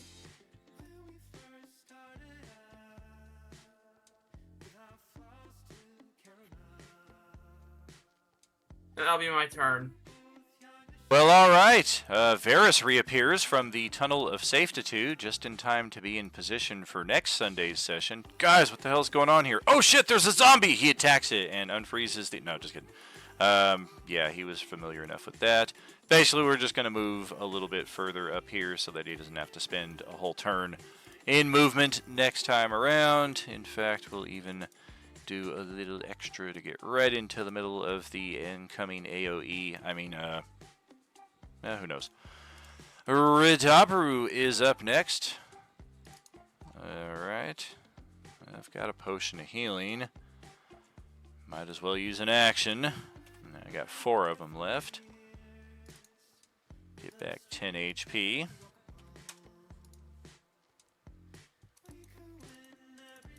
we're just going to back off here in case something attacks us down that laneway. Try and take advantage of this large rocky formation.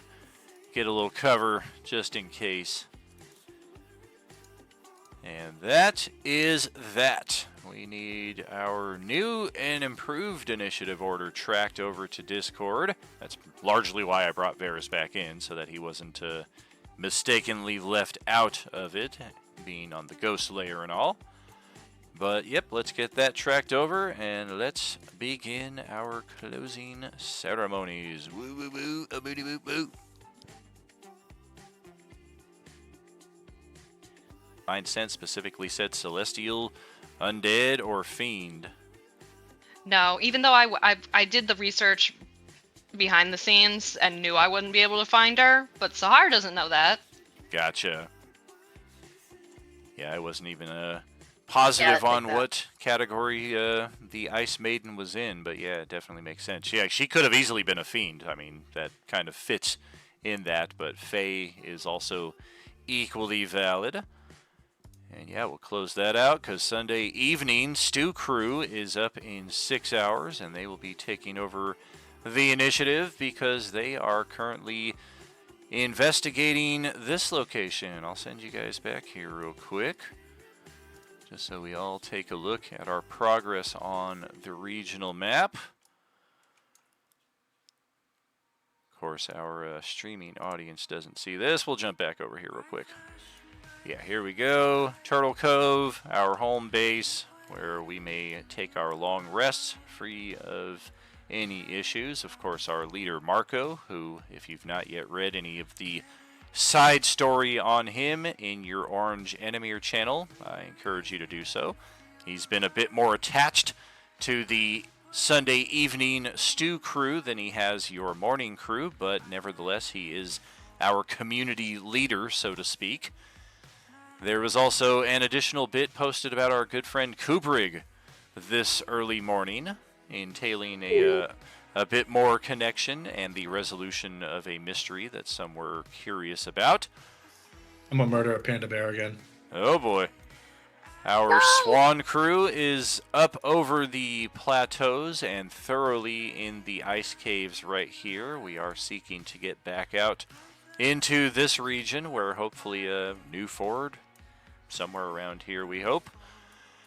Sunday evening crew has finally finished the 6-session long fracas at Nadiara Keep, confronting the Count Strahd Zarovich himself. They also had one of their companions kidnapped or willingly went along with the vampire count. So we've got our friend Kayla creating a new character for the foreseeable future.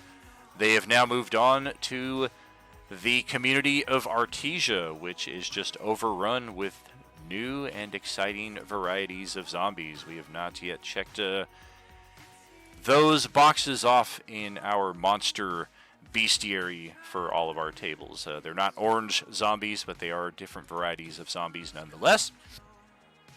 That is for 6 p.m. tonight, though, as Stew Crew takes over here in Orange Enemir setting. Before tomorrow night, we head back over to Cringe, Chicago for Monday and Tuesday parties. Dragonlance mixed with 1970s apocalyptic Chicago. Thank you so much for tuning in today, friends. We will catch you next time around 6 hours from now. It's true what we say, friends. There is no RU without you. Have a beautiful day, friends. Much love. Bye. Good game, y'all. See ya next time. Do we level up? Yes. Thank you for reminding me. Get your level up. Okay. I'll post in Swan for the person that left already. Oh. Fantastic. Fantastic. Yep. Yeah, I thought we were going to finish with this combat, which was going to be the notable stopping point for that, but yeah, good catch. All right. See you guys later. Bye. Bye, everybody. Good session, guys. Hot digging and down. This place is magnificent.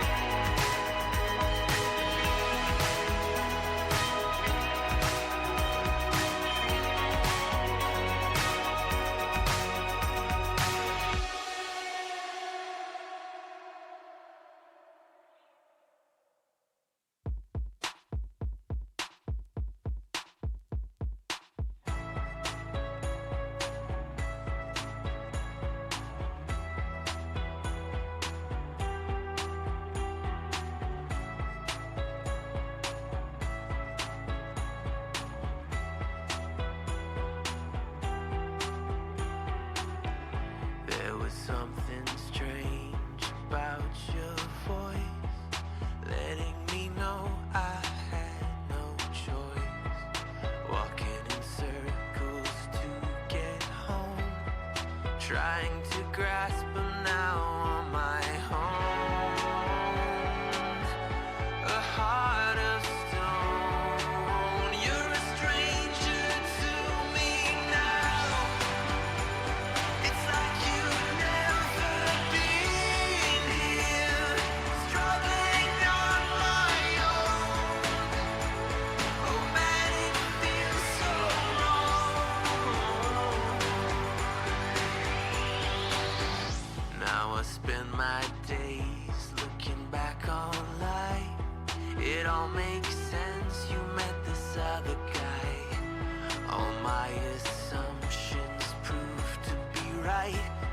trying to